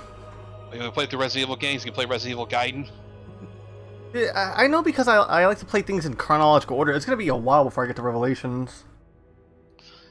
Yeah, I mean, I'll also tell you now that if you were talking about doing stuff in chronological order, dude, literally after 3, you can play Gaiden at any fucking point, essentially. And we'll just go with Jilly West. Yeah, I'm just saying that though, because Gaiden is considered non-canon, and the closest thing, and they said the closest time it has any relation to go and being after anything, it's either after 4 or after 3. It's somewhere in there. Let me see. I could do the crazy hard mode just for fun. No, let's go with I S ranked a lot of this. Yeah, let's go with some OG enemies just because I kind of want to keep the people who, for like the 7 people who've never played this game. Ugh, God. I'm waiting for my friend to stream it because I kind of want to stream it at the same time they're streaming it just to be a dick about it. Well, essentially, while they're streaming it being new to the whole thing, though, you're wanting to stream them being good at it, kind of thing. So is what you're trying to say? You said it, not me. Yeah, I may have said though, but I may have said it that way. But you definitely know that's what it is. It's not like the fucked up part is I'm gonna do it without New Game Plus and on hard mode. Because I am actually really good at this game. Oh, hey, Hunter. Well, yeah, Hunters are actually. Oh my God! See, every time I open my fucking mouth. Oh yeah, I forgot I have. Oh yeah, I forgot I'm doing raid mode with overpowered guns. But yeah, what's it called? What's it called? I mean, on the bright side, these hunters are downgraded because definitely remember in old RE, the hunters you had to fear hunters. No, they still have the instant. They still have the instant kill. So they can still decapitate you like a bitch. They can, but it's not really a decapitation. It's more of a like your throat is slit. That's boring. Yeah. What's it called? But no, Revelations is like my favorite. Is my favorite Resident Evil game. I've played the shit out of this game, especially on the 3DS. And I have one of the very rare misprinted copies that says Revelations. But yeah, no, and I just say that though because it's kind of boring. They don't have the decapitation in this because you know if you take account, you gotta remember, you know, your head would literally get chopped off in fucking 1 and 2, essentially 2. 3, I don't remember. I don't think your head tore off in 3 off the top of my head. Though definitely though, to be fair, getting your face, you know, getting the the hand tentacle through the face, through the mouth, and through the back of your head was bad enough for Jill in 3. What's it called? Also, after Resident Evil 5, they just kept putting an excuse to give Jill a wetsuit. Yeah, I mean, to be fair, in 5 it made some sense though. The blonde hair was a weird change. Oh no, that's actually explained. That's actually explained in a It's actually explained. Supposedly in one of the files, like because how long the recovery took for her inside that thing, it was a side effect from it. So literally her hair was just blonde for 5, and then after that it's gone back to normal. Yeah, I believe it's back to normal from what I can tell. It's just like because she was like deprived of the sunlight in some like a pod thing for a good couple of years. The first what happened? Still weird though, nonetheless. You can't deny. Yeah. But no, Revelations. Dude, this game is so fucking good. It's like a nice blend of action and horror. I should probably equip weaker guns or equip the weaker character. That was a big hunter. Yeah, no, that's the thing with raid mode. They kind of just make enemies larger, give them more health. What is the disrespect I come back to for Resident Evil? What? I like Revelations. It's my favorite Resident Evil game. Pendulum, if you're wondering, Pendulum, we were talking about stuff, and I was mainly saying it's just weird how Jill's hair was blonde in 5, and then ever since that, it's just gone back to normal. It's like, still weird. No matter what excuse they give, it's still weird. But no, that's a real thing, though. If you were deprived from light, your pigmentation changes. Yeah, which again is definitely weird again, because here's the thing to point out to you, dude. I'm a general shut-in most of my life. I only go out when I absolutely have to, so literally you'd think my hair would be different instead of being, you know, what it is. Well, what's it called? My hair is like, well, my hair's not jet black, but it was dark. It was super dark when I was younger. And then, what's it called? As I, stay out more, what's it called? The sunlight has kind of browned my hair. Nah, it's that trash talk on 5. No, wait, who was talking shit about 5? 5 is actually, 5 is a good-ass game. What's it called? I wasn't trash, dude, I wasn't trash talking. I was saying the whole thing of Jill's hair it's a weird.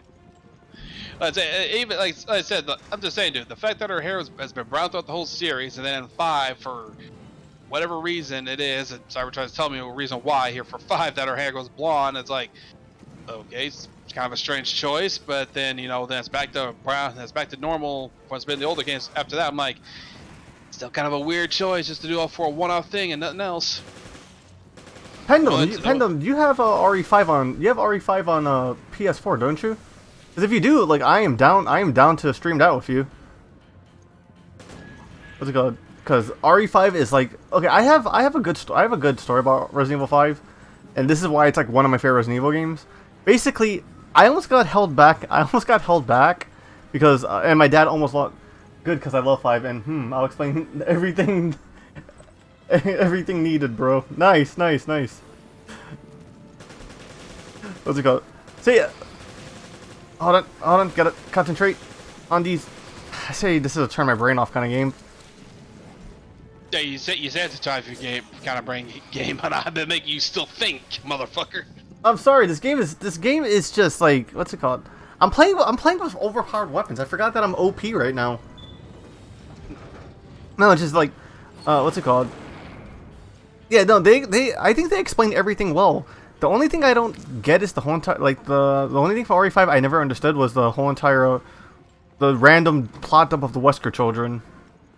And then they kind of started tying into that with the, with the RE Revelations game. Nice, nice. Alright, I got somebody for RE, I got somebody to do a call-out for RE5. I'd say Revelations, and then there's also, you know, the Chronicle games. What's it called? Fun fact, Jill not only got blonde hair because of the experiment on her, but it was also Wesker's preference. If that's true, why isn't Rebecca have blonde hair in that mode?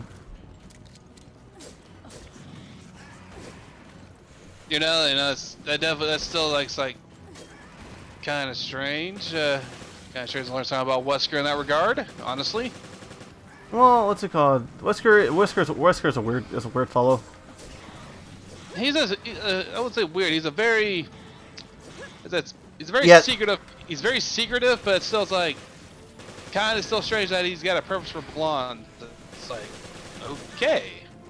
Oh man, I was dodging him. I was dodging him perfectly too.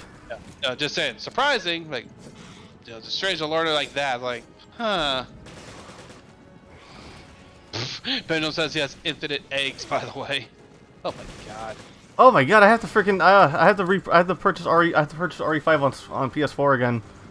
What's it called? I forgot I gave that copy to my friend. I have to stop doing that. I keep giving away my games. Yeah, you do. Oh, with that said, what's it called? I'm planning on getting a new Switch. I'm planning on getting an OLED. Grave, do you want to take my old Switch off my hands? That depends. Does exclusive want your Switch? He has his own. Maybe there's gonna. Then I said I don't have money to buy it off of you. What's it called? There's a lot of Wesker. If you want, you can just pay for the shipping. I just need to make sure I get my hands on this OLED first. What's it called? There's a lot of Wesker. Many layers. Yes, I know. It's just that is such a weird thing to drop. Like, you know, like the Wesker family. I'm like, okay. Like, you know, like, okay, it's like they're setting up stuff and then they kind of kill it off of it. You know what I mean? Hold on, let's just take out. Let's take out Painless. All right.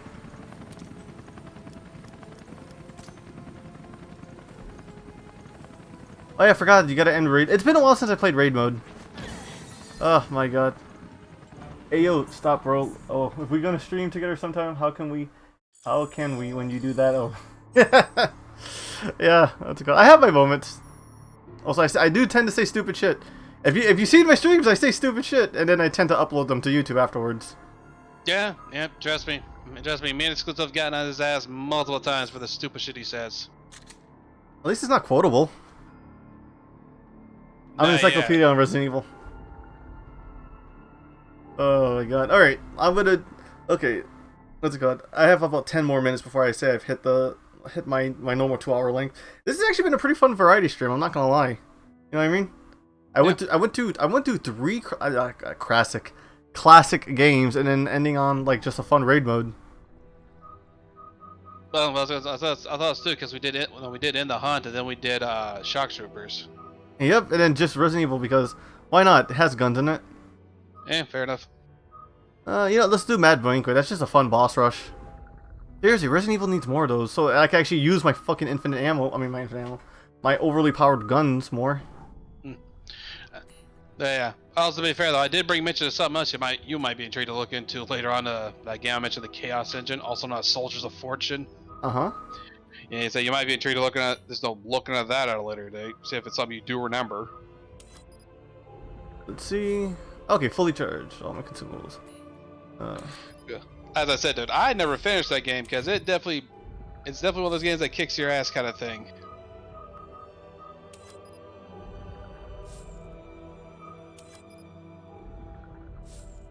Oh yeah, by the way, yes, I did kind of cheat to get a lot of money here. I didn't grind. I just used amiibos to get my money up. That's a good feature. No? RE6, by the way, if you do, we can do the No Hope Mercy mode mercenaries. Well, that sounds fun actually. Yeah. Actually, trying to recall if actually, I think I have 5 and 6 actually on my PS4, but I don't have Plus either.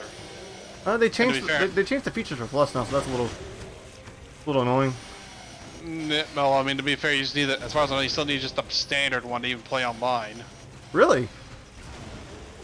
Like, Dude, I don't know. I kind of misread that a bit.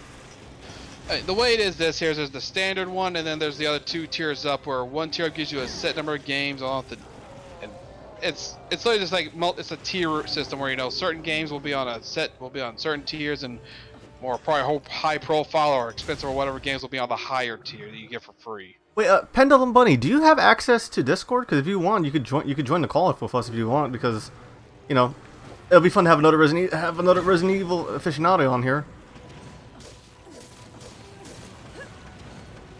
How the hell did I know? Oh yeah, I forgot. The fucking rumble on this is amazing. Because I can actually feel when to dodge this thing. I know that I'm such a fucking dork for this kind of crap. Yeah, to an extent I'll say that.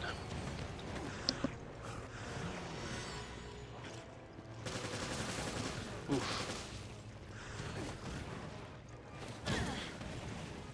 Alright. Oh yeah, if you're wondering why I'm not using hit me up if you want to do that too, RE6. I mean, it's fun, LMAO. No, RE6 is a fun time. What's it called? Like, people give it shit, but that has the best mercenary mode. No one can ever change my mind that the Ustanak is Steve. Even though Steve is already dead by then? Doesn't Wesker kind of hint that he would come back? Yeah. Oh, yeah, I have a Discord? Okay. Hold on. I mean, dude, he died in Code Veronica. Like I said, the only reason, and here's the thing about it. If he's been dead since Code Veronica, dude, then there's like, how the hell is he gonna come back unless, you know, whoever, you know, the guy, you know, the people who do the shit they did in 6, you know, just found his damn body somewhere, that either that or Wesker took it somewhere and just was using it for shit. Oh no, Pendulum, I'm asking you, did you want to join this Discord call right now and, like, you know, gush about Resident Evil while we play? Oh, while I play, you know what I mean? Grave gets a history lesson. Man, dude, you act like I haven't looked into Resident Evil history myself. You're the one who says. You're the one who. Oh no, you're not saying you don't know. You're just saying you're questioning things.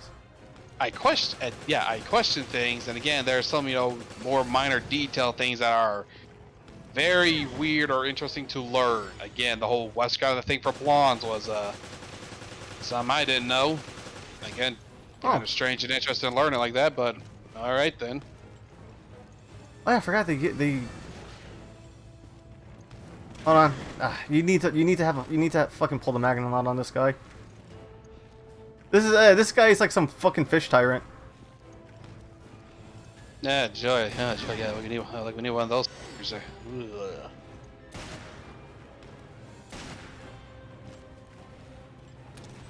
Okay, hell yeah then. All right, let me send you the Discord link then. Pull that up. Yeah. No. How do I copy the thing?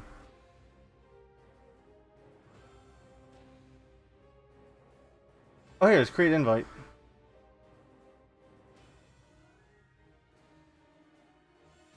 Okay. And let me just pull up her Instagram.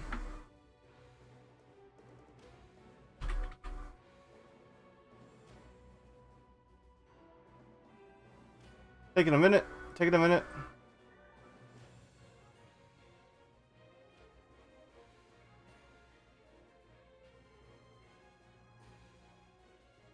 Okay, hopefully the link is set. And we are in PNG reactive chat. So if you have a not safe for work icon as your Discord thing, can you please change it before you hop in? Because I just got affiliate. I don't want to get kicked out just yet. Yeah, we're gonna wait till, you know, essentially, you know, Twitch server really goes down the share to stop giving a fuck. Yes. Get up, Jilly Rancher! I was rewatching that Super Gaming Brothers Let's Play of RE1. That shit was funny. I mean, to be fair, I think the funniest thing when they played through RE1 was the whole, you know, the Difficult kitchen zombie? Yeah, literally just blows his head off. Clean right after he says that. It's like, okay then.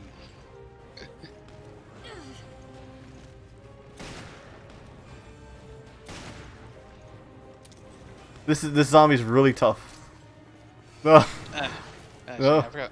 I actually forgot to do that. I forgot to Whoa! when you. There she is. Hey, Pendulum. Hey. Yeah, Welcome, forgot- welcome. Hi. Yeah, I don't have a PNG set up yet, so sorry about that. And no, I don't have anything inappropriate, so you don't ever have to worry about that. Well, you never know. I need to throw that warning out. You know what I mean? Yeah. I'm just gonna throw it out there. Me personally, you don't have to worry about that. Well, that's why I tell people not to follow me on Twitter, because I tend to retweet a lot of lewd things. I can't help myself. It's a really bad That's addiction. Funny. What's it called? Yeah. If you're wondering, I'm using a program called Fugui, a Discord program called Fugi, which basically, you know, if you could provide your own art thing, you have your own character, like how me and Grave here have our own characters here on stream. And that's how it works. What's it called? And before I get to Resident Evil, I kind of wanna commission some of my art friends if they want to do my characters like something like more of a Resident Evil vibe. I'm either gonna go with Hunk or Chris. Hunk. Like, cause the gas mask. He's just more badass. Like, okay, realistically speaking, I'm not being biased. I love both Chris and Hunk respectively, but if we're gonna talk about like survival of actual like the apocalyptic world, Hunk is the actual person who's actually fit and looks like he's ready for survival, whereas you have players or characters such as Chris, Claire, and everything along those lines who are very exposed to the skin. Granted, I understand they're not in the same type of survey corps as Hunk is, where, you know, special agents, the Chris stars, so they don't have the same gear. But you would think in time you would want to cover up more to lessen the likability of getting bit by zombies and exposed to many other gases like the C virus that happens in 6 and, you know, many other things. So Hunk, most respectfully, is more prepared to survive in an apocalyptic world. Oh, true. What's it called? But you never see his face though, except for that one game where apparently he's modeled after Tony Hawk for some odd reason. I mean, yeah, but it's I don't know. It's not ever like a canon face.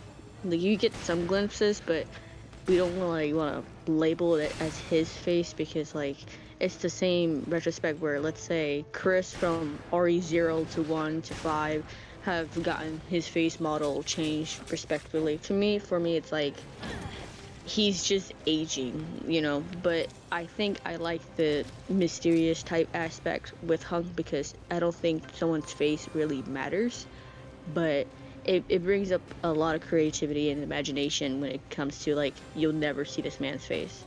That's true. I mean, there's also some really crazy dumb theories though from it. Like, have you read that theory that Billy Cohen is Hunk? Makes no fucking sense, but apparently it was a weird thing on Reddit for a good minute. I mean, to be fair, we've heard nothing of Billy ever since 0, so I'm not surprised people are making rumors like that. I mean, they kind of did forget about Billy. Billy's such a badass. Yeah, I like Billy.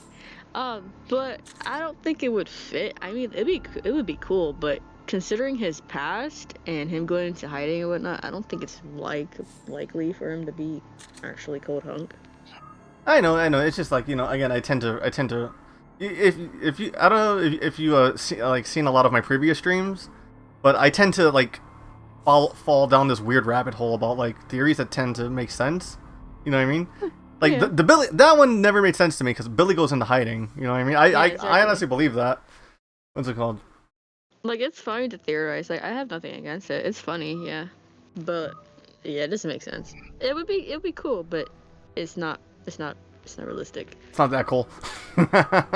No, it's just considering, like, if you look at Hunk's backstory, there's instances in his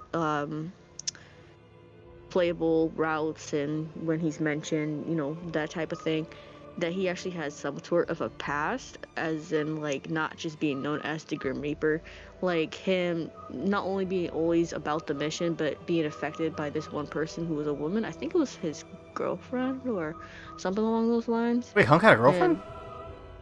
Well, Is that something like in the not novelization? confirmed. Oh, sorry, go ahead. Sort of. It's like it's in the game, but it's explained more on like the actual written pages. But I can't confirm whether it was his girlfriend or wife, but it was definitely his love interest. And she died. So like him trying to like save her, he almost drifted from the mission. And this is like the one part you actually do get like the hint of him actually acting and having the human side, whereas it's like not just all about the mission, do nothing but the mission only, mission at all costs. No, because I was gonna say, because wasn't in like Umbrella Chronicles that Hunk thing that he hears a comrade like crying for help and he's like, sorry, you're on your own. I'm ready. Yeah, that's like a bit after, because that's the timeline where let's say this mentioned girl had already passed, so he has no attachment.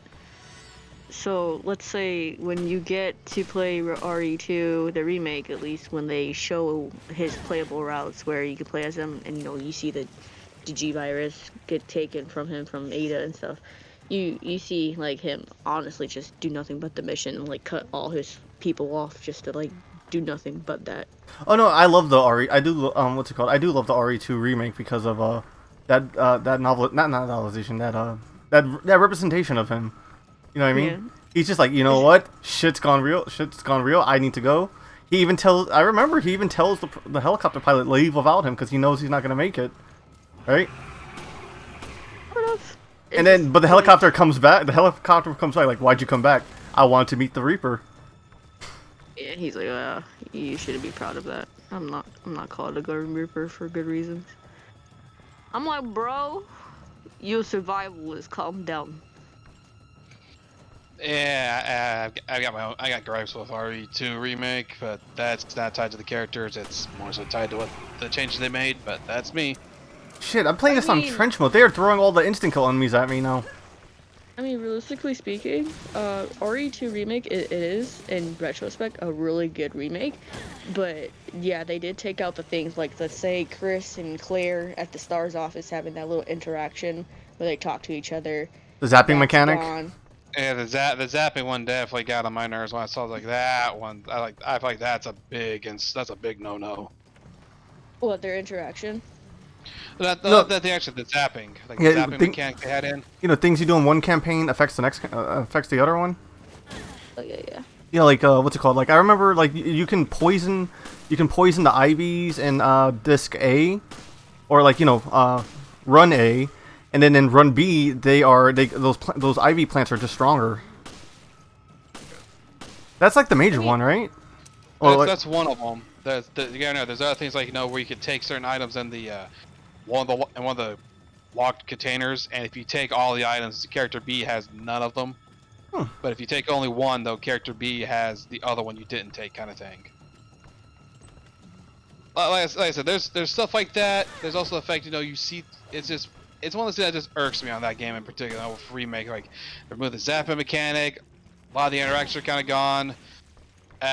Be quite honest though, Mr. X doesn't feel, in my opinion, like, yeah, his interest is cool, and the fact people meme the shit out of that with the X gonna give it to you theme, which I still find is fucking hilarious in my opinion. Dude, I'm actually tempted. Dude, I own RE2 on PS4, but I might buy it on PC just to have him in the G-string mod. That mod, Jesus. But I have to stream that on YouTube because I will get in so much trouble on Twitch. Yeah, but I get you there. But I'm just saying, like, I feel like after the introduction, it's like he kind of loses all real threat because when he's gonna show up. That's like, okay, fine. You can still dance around him and shit. There's also you also try to bait him with a punch in the other zombies, which that in its own right can be its own little fun thing when you're just screwing around. Actually, I discovered a glitch. In RE2. Capcom's never gonna patch this game, right? Like it's done, right? Like all that work is done for it. I believe so. Okay, so I found a funny glitch. If you shoot his hat off of his head as he's coming down the stairs in the hallway of the what's it called? the police station, right? Yeah. It doubles his speed for the rest of the campaign. Hey yo, really? Yeah, and I was able to recreate. I was able to recreate it like 3 times. And I was like, I cannot say anything about this glitch because someone at Capcom will remove it. About to say, what the hell did they make that hat out of? Fucking, 20 tons of titanium or some shit? No, okay, no. So okay, like I activated the glitch 1 time. Oh, okay, no, 3 times technically. I activated it. You know what the helicopter in the hallway is? You know the stairs where the rain is, right? Yeah, the moment, his first appearance. Yeah, his first appearance. Yes. I let him out there and then shot his hat off by accident, right? And then he spawned in a different area in the hallway with his hat on, but his speed was double. And I was like, no fucking way. I saved it, and he was chasing me like that through the whole entire game. And then on the second playthrough, I did that. What's it called? By the way, it was Leon A, Claire B. The way I did that campaign on that run. So I don't know if Claire can activate it too. So maybe I have to really experiment on that. I'll say hopefully Claire should be able to, because by the old lore standard, Claire A, Leon B is the canon route. But like that glitch is activated if you leave a room and then you see Mr. X with his hat back on his head, and he'll move at double speed. But if you shoot the hat off of him again, he'll return back to his normal speed. I need to do it because I like to play on hardcore and like scream. Actually, I did last year before I really committed to streaming on Twitch. I did a specialist run of RE2 and 3 remake, but I did it within the time frame those games take place. Yeah, that was like it's kind of hard to beat RE2 in one stream. Oh, I can do it. I know what everything is. It's a bit ridiculous. I know all the codes. I know what to do. Yeah, no, I need help. Oh, you know the beat pattern for the little remote? Yo, I know everything. It's ridiculous. It's to the point where I just play casually now, because if I really want to speedrun it, I could be done in the game like within like maybe 3 hours or so. Where do you land on RE Revelations, by the way? Like, do you hate this or do you like it? Cause I personally love it. I feel like it's a nice mix of horror and action. Yeah, I like Revelations.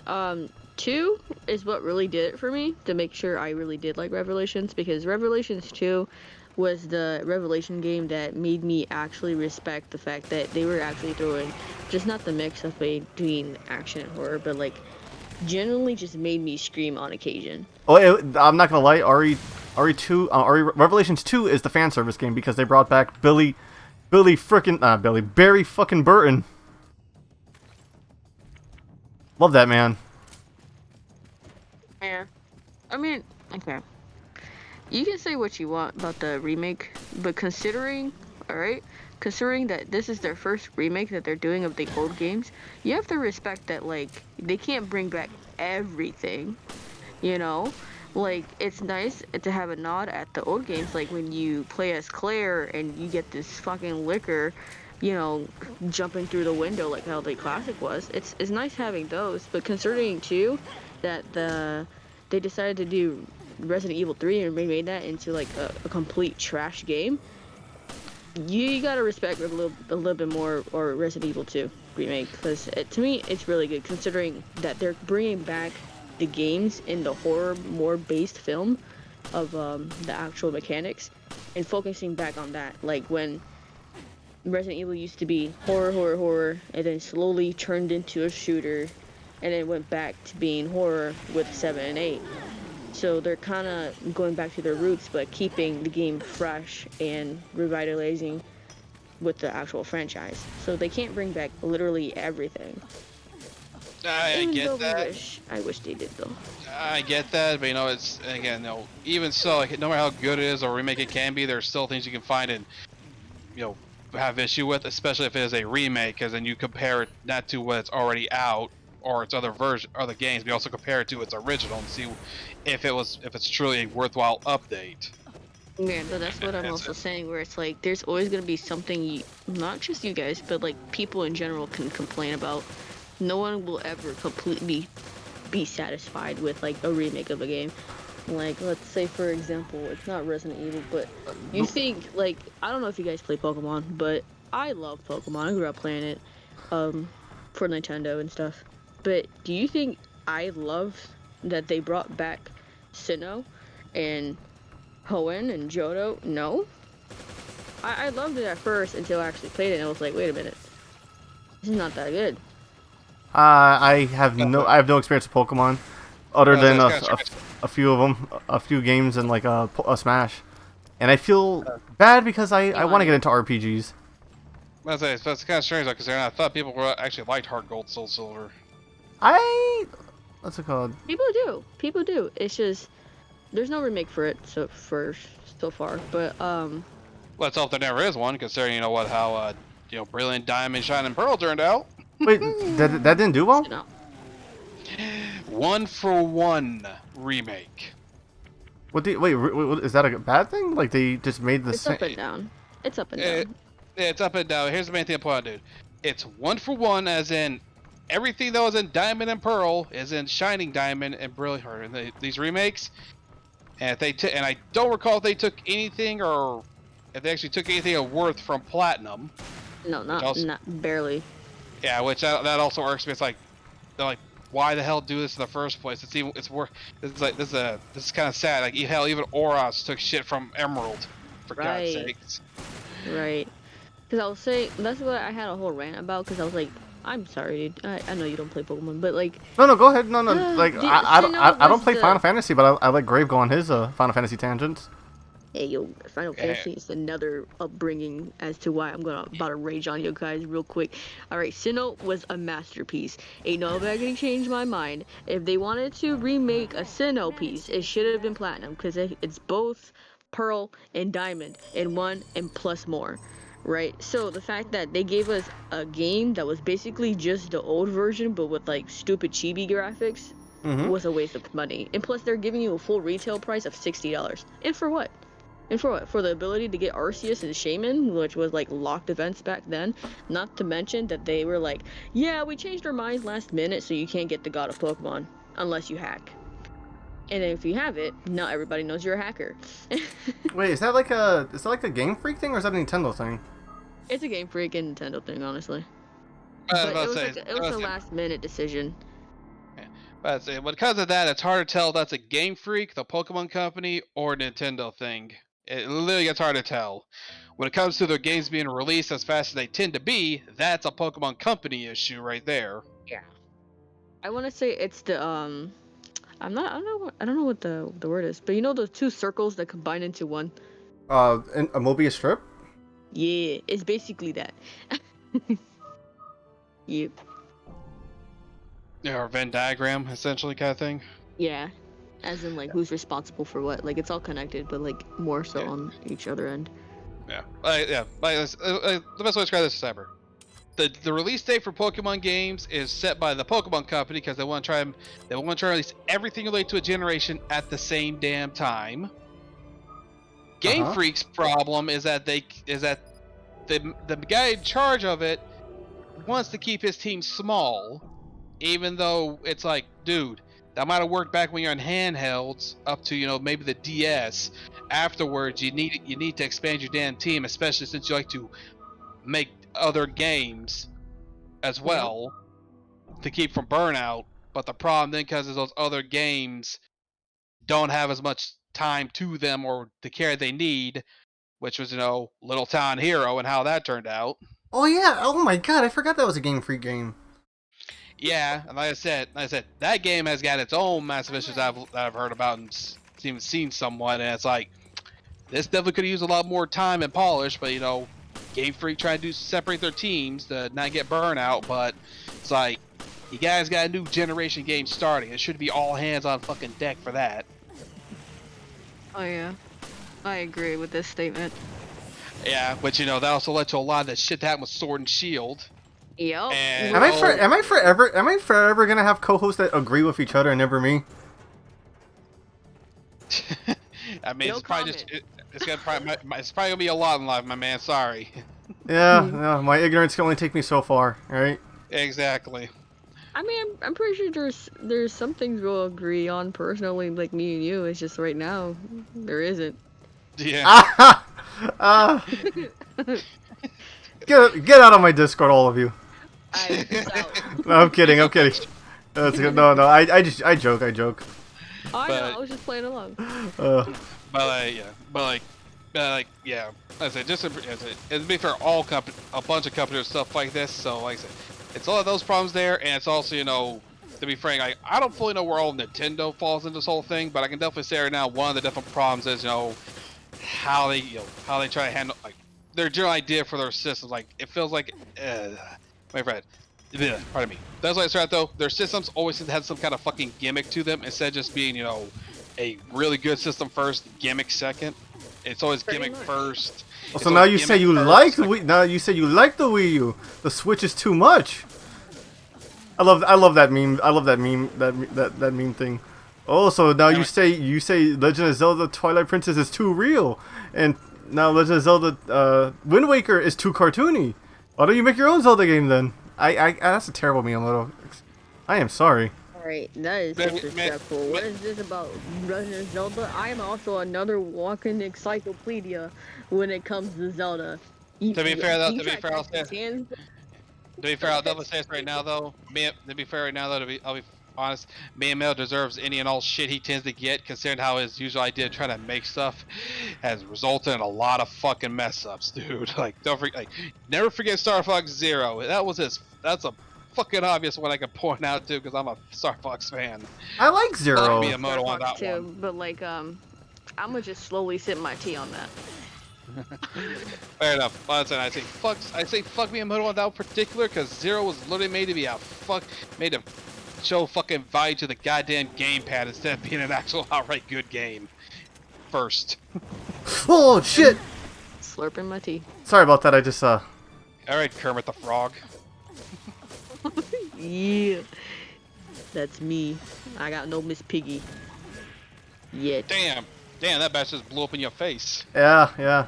Unfortunately, what's it called? You guys can't see the stream in real time because I have to let my computer run everything else. You know what I mean? Yeah. Okay. Yeah. That's good. No, Grave, I know you know. I just I have to like catch pendulum up to my my stream gimmicks. Yeah, I know. You're good. But I'm just here to vibe. But yeah. Also when I did this here for RE3 remake, it also had the problem that they tried to attach a honestly interesting idea for a multiplayer, but it literally should not have been shared development time with 3. It should not have been. Yeah, no, it could have been freaking like a hint towards an Outbreak remake, but no, it's just a. I mean, to be fair, that would have been interesting. A hint to an Outbreak remake, or essentially a multiplayer mode for Outbreak, if they ever did decide to do that. Cowards, they're cowards at Capcom. I mean, dude. To be honest though, like here, once internet connectivity and online multiplayer stuff got better, it's like, why haven't they done the Outbreak games? It's like literally the perfect situation for it, guys. Come on. No, it's literally money on the table. It is. It's like, guys, if you do it good, and I mean do it good, you literally could make probably one of the most fun Resident Evil games you can make one of your most fun Resident Evil games be actually multiplayer. That's not the Mercenaries. You know, I'm just throwing it out there. It could just as be as fun or even more fun than Mercenaries to literally be able to play online co-op Resident Evil. Whoa. Nothing will be as chaotic as No Mercies mode on Mercenaries. On RE6? Yeah. Look, I have the perfect map. I'm not saying outright that it will be. I'm saying it could be as good or maybe better, depending, just because, you know, how Outbreak is. Like, just for Outbreak alone, multiplayer, you know, playing with friends online instead of like the old way they had to do it their thing, like the whole. Just say it could be a good idea, and it's money on the table that they are, for some dumb reason, not trying to, you know, make use of. I mean, hell, if you think about it, though, they're the Wii era. You know, if they wanted, they could have been cheeky and snuck in, you know, Resident Evil Dead Aim with any of the, you know, other rail shooters. Could have snuck that in somewhere. No, they're trying to pull it out of their ass as like a wild card randomly. I don't know. No, they had to focus on that tofu mode. It's fun though. The tofu mode is fun. Like, I'm not gonna knock tofu, but I'm just saying, when they did, the Umbrella Dark Side Chronicle games, I'm just saying they could have threw in, dead aim, or even, they could threw in there's a little secret unlock for something. Because think about it, considering how dead aim is, that actually wouldn't have been too bad to play as a rail shooter, dude. Oh, true, true. It still plays like it does there, but since you're aiming using a fucking Wii remote to shoot things, it'd be a lot more enjoyable instead of having do that whole move the D-pad to aim and shoot at everything, which I'm like, I cannot play rail shooters like that. I cannot. I'm too ingrained of the light gun format to play a rail shooter any other way these days. Oh yeah, that reminds me. I cannot beat the original not the original, the RE remake. It kind of freaks me out too much. So I think to make up for that, I'm just gonna do Umbrella Chronicles because it covered. Huh? Like the original remake for Resident Evil? Yeah, the game. No, the remake on GameCube. I have it on Switch. Like it fucks with you too much, or? It's just the Crimson Heads legitimately scare me. I mean, fair point. Fair point there. And again, the Crimson Heads kind of are meant to be, your punishment for not burning the corpses. How the hell was I supposed to know?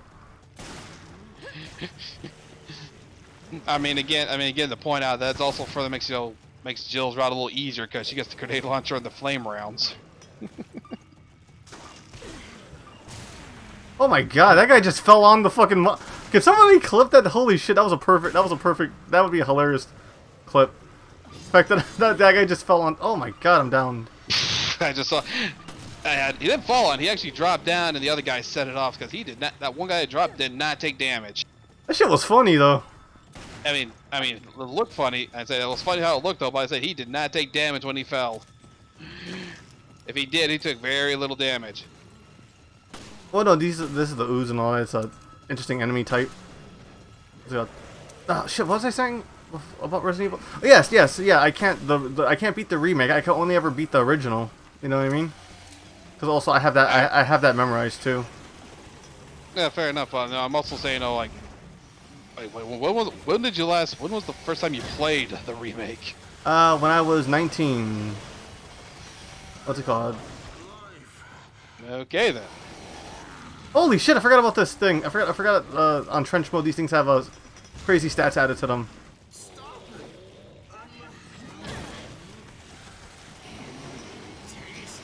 I'm about to use up all my fucking grenades on this thing. God damn, that fat one acts like he ate a fucking he ate both a Starman and a ass load of crack. That's how fast he ran. Oh shit! Okay, as long as it's this one that grabs me, it's fine. Oh my god.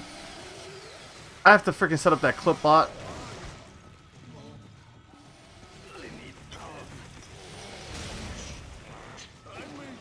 I'm also willing to guess these things are like these things are mutated monsters created like from a virus related to like leeches or some other weird sea and enemy creatures. Well, originally this I can say it because this game's pretty old.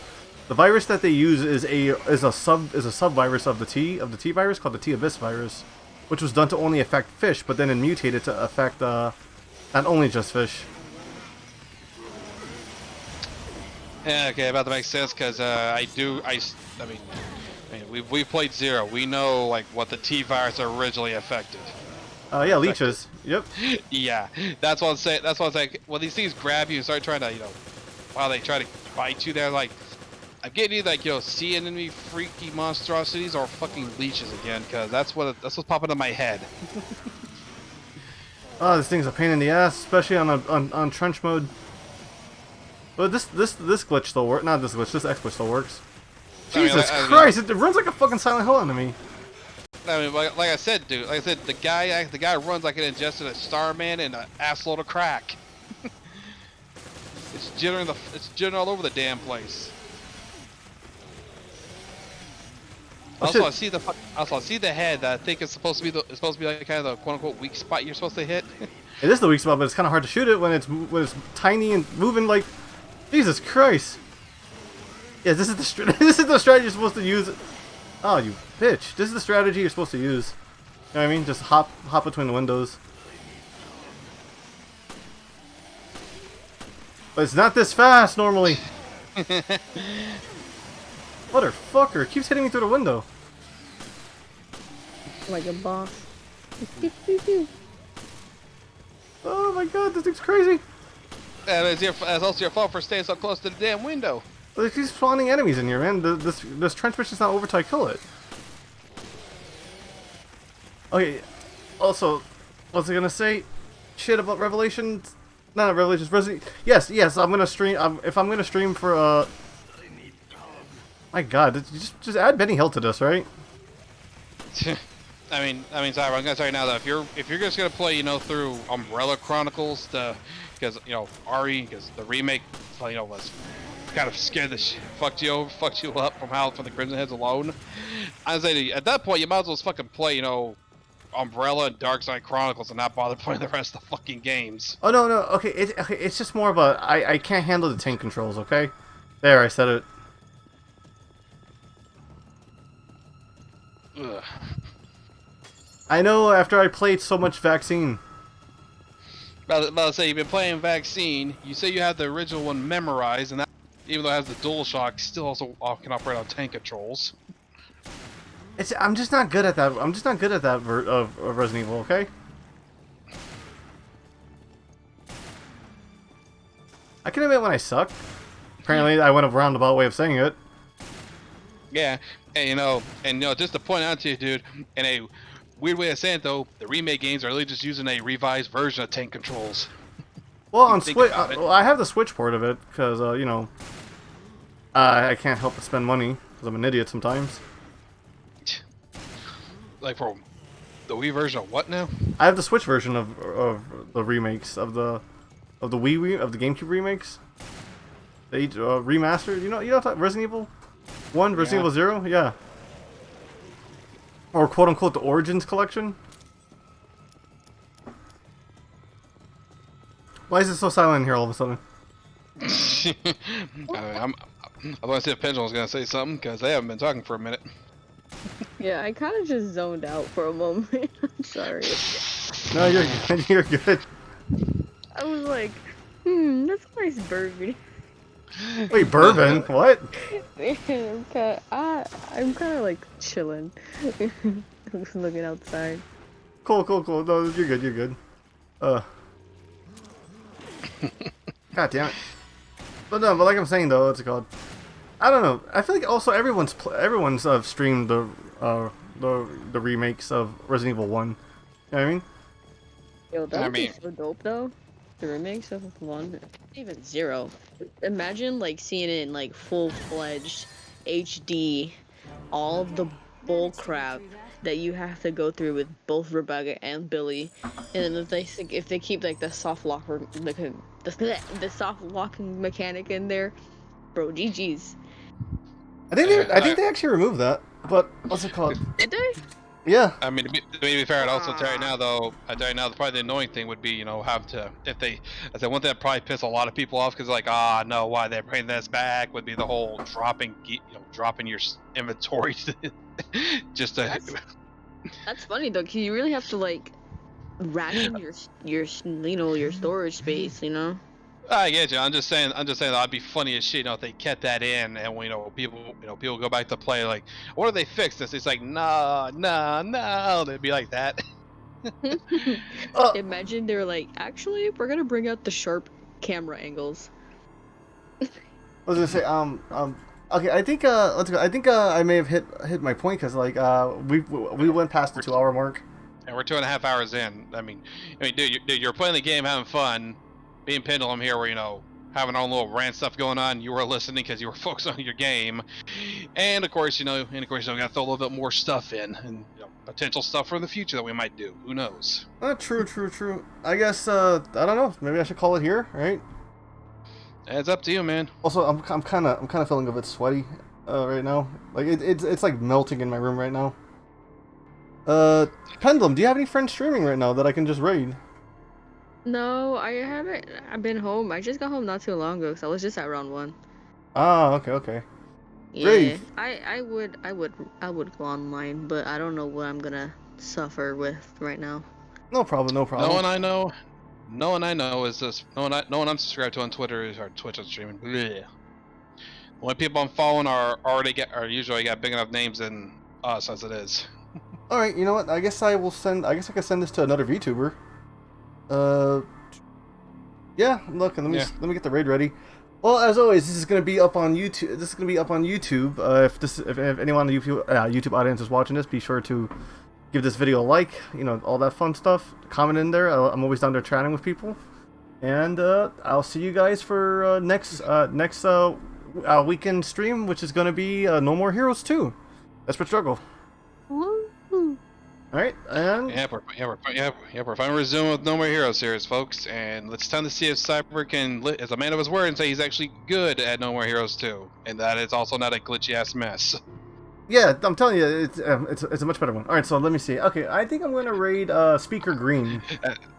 Oh wait, the stream. What happened? About this, I'm gonna wait. I want to wait and see first before I make a judgment on that dude after what we went through for No More Heroes 1. Yeah, that was a very bad port by Marvelous Design.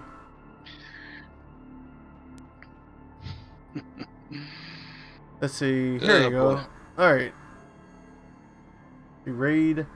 Oh wait, Pendulum. Do you want to like plug your stuff while I'm setting up my raid? No, it's okay. I'm not good at plugging. You sure? Yeah, I'm okay. I would much rather people just find me for their own enjoyment. It's fine. Completely understand.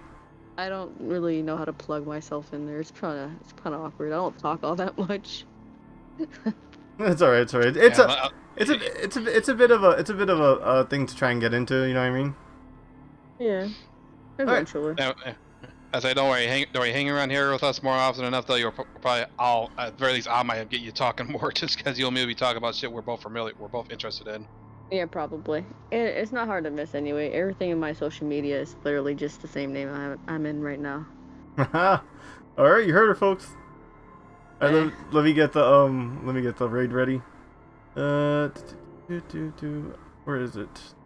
Friggin' Twitch's settings is a little different on this end.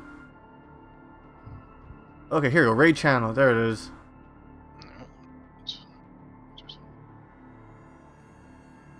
Gonna raid a friend. Gonna raid a friend of a friend of a friend kind of thing. A friend of a friend of a friend. Basically. All right.